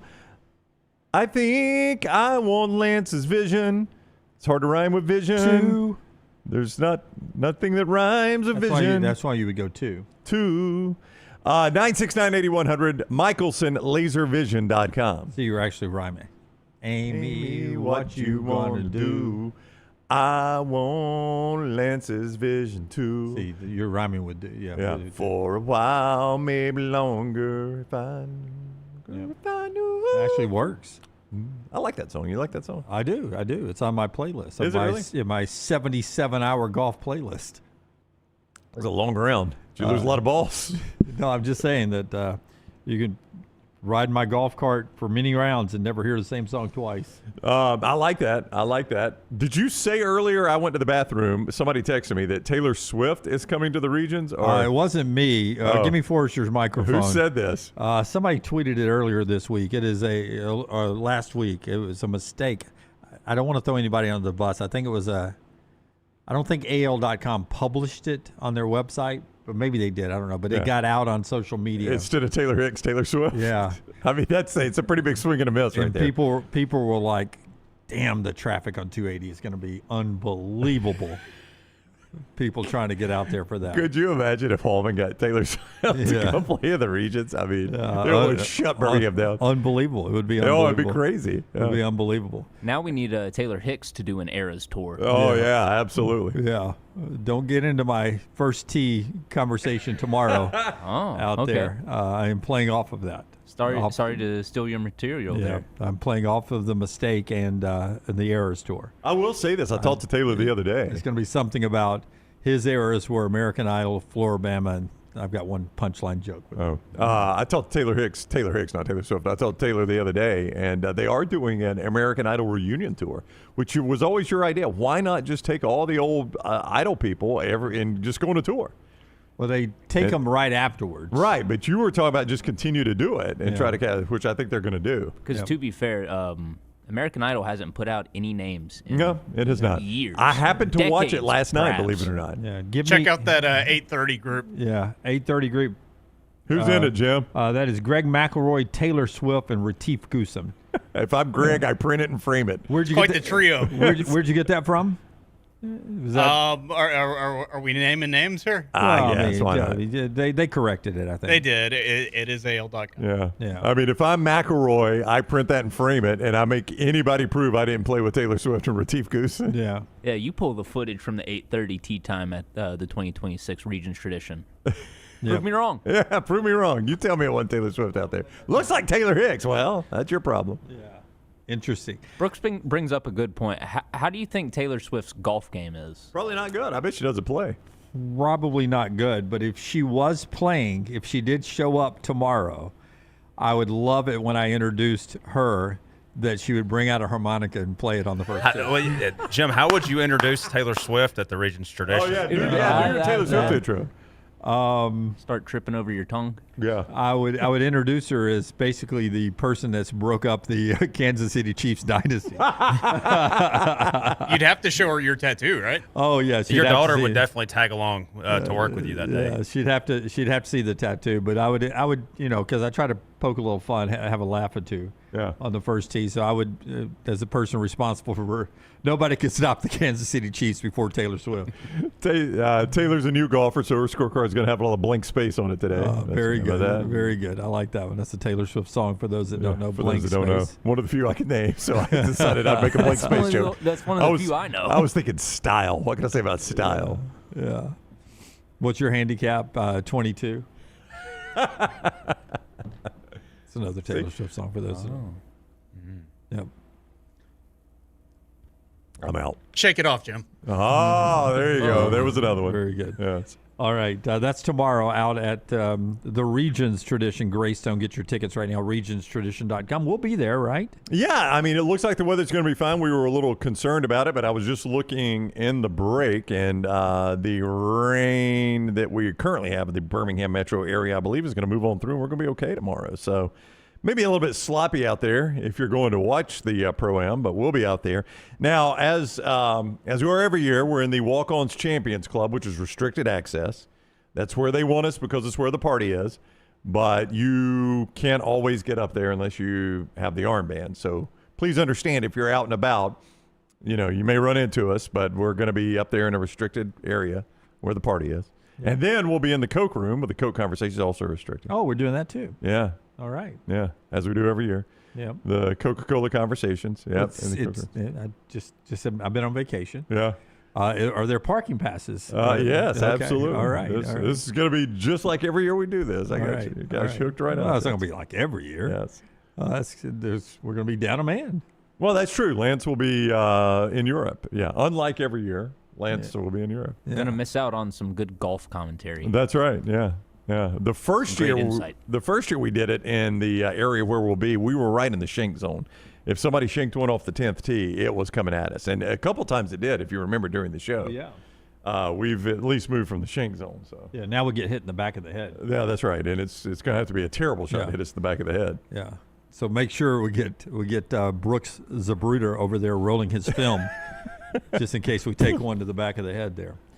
Too early. Still too early. Almost 100 years later. 1960s. I think we're okay. Yeah. Champy's brings us the final thought here. Our friends at champyschicken.com, Highway 119 in Alabaster. Our great buddy down there is Sterling, and he has this unbelievable, for 11 years, location of Champy's Chickens. He is curated and created down there. And that he starts with the food first. It is always so good. Brined overnight, juicy to the bone, cooked to order, the Mississippi Delta recipe tamales, and great hospitality and customer service. It is our friends right there at Champy's Chicken, champyschicken.com. Who should get credit for Fernando Mendoza is our getaway question today. And I bring this up because Jalen Hurts, I think, is one of the long discussed who gets credit for Jalen Hurts? Well, Oklahoma fans take credit for Jalen Hurts. Alabama fans certainly take credit for Jalen Hurts. Jalen Hurts led Alabama to a couple of national championship games and even replaced Tua Tagovailoa in an SEC championship game win. before he went and played 1 year at Oklahoma. But I think you could argue, without that 1 year at Oklahoma, I don't know if he's the starting quarterback of the Philadelphia Eagles. Would absolutely agree. Second round pick 53, if memory serves, on Hurts. Yep. But I don't think he's even drafted if he doesn't transfer. Jahmyr Gibbs, obviously Alabama fans claim, but 1 year, how much of that should Georgia Tech fans really It was claim? a good offense he was in, though. Yeah, it was. Yeah. It was. But Jahmyr Gibbs was spotted by Georgia Tech. Yeah. Fernando Mendoza is the number 1 overall pick. How much credit does should Cal and Justin Wilcox get in this? I mean, some. Obviously, they recruited him when nobody else would. I don't know who was recruiting Gibbs. I know a lot of people were recruiting Jalen Hurts, and Alabama guy him. If you remember, the story is I think this guy was going to have to go the JUCO route, if memory serves, until Cal came along and said, all right, we'll give you a shot. So this guy was not very highly recruited. You got to give Wilcox and Cal credit for seeing something in him that told you this guy could be a high-level college quarterback. But I ask you the question. If he had stayed at Cal, does he win the Heisman, and is he the overall number 1 draft pick? No and no. Then there's your answer. Who gets credit? It's going to be Indiana. Because unless he goes to Indiana, I don't think he wins the Heisman. He probably is still in the NFL, no doubt, but I don't think he's your overall number 1. With that said, it was not a very deep quarterback draft, so maybe he still is, just based on how the lack of depth in the quarterback draft. He may have still been the overall number 1, but I don't think there's any way he wins the Heisman, so I think Indiana's always going to get credit for that. And look, I give Oklahoma credit for Jalen Hurts being in the NFL. I don't think Dan Enos, it's weird. Brandon Marcello was on the show last week while you're going, and he brought this up, the coaching that Hurts got under Dan Enos, and he's like, I don't think Dan gets enough credit for that. The ending wasn't great at Alabama for Enos, and he's kind of disappeared into the coaching, world somewhere. I don't even know where Dan is now. But to Brandon's point, as a backup, that's right. He had grown into a really good passer that allowed him to be successful when he got to Oklahoma. And it was the reason Oklahoma looked and said, hey, we'll take a shot at this guy. Like Tua Tagovailoa is such a transcendent player. This guy can't get on the field in Tuscaloosa, but when he does get on the field, look how much improved he is throwing the football. And I think Dan Enos deserves a lot of credit for that. We said that in real time, and as you look back on it now, it's even more obvious. But Lincoln Riley is a quarterback developer. Say what you want about his inability to win championships. That's a valid criticism. You can't really criticize him for quarterback development. Look at every guy that's played under him just about has been super successful. So the reason Hurts is in the NFL is partially Dan Enos, primarily Oklahoma and Lincoln Riley. Yep. Do you consider him an Alabama player or an Oklahoma player? I don't know. I never really stop and think about that, to be honest with you. I think it's okay to claim both because fine. It's all part of your journey. Yeah, the only time literally he ever has to declare it is when they're on Sunday Night Football and he says Jalen Hurts, and then he says something after that, whether Alabama, Oklahoma, or, School of Hard Knocks or whatever they say. That's literally the only time you ever even hear where a guy went to school is if you're on the Sunday Night Football game and they do the intro. And if you made it to the Hall of Fame, it's not like baseball. You don't have to put a hat on like they do with baseball back in the day. No, that's going to get super confusing if you do that in college football now. It really is. Yeah, it's too many schools. All right, that's our show today. We're back with you tomorrow, 9 a.m. live from out at the Regions Tradition. Don't forget, Stephen Pearl is the first Pro-Am guy off, the first star guy of sports note off 7:30 on the first tee there at Greystone, and then all the way through Nick Saban and then Charles Barkley at 9 o'clock. You'll have a variety of different stars from Alabama, Auburn, Kirby Smart, Pete Golding in town from Georgia and Ole Miss. All that tomorrow. 7:30 is Stephen Pearl. Barkley's at 9, and a bunch of people in between there, including Taylor Hicks, not Taylor Swift. Not Swift. At the Regions Tradition. We look forward to seeing you out there. Until next time, God bless you, and God bless America.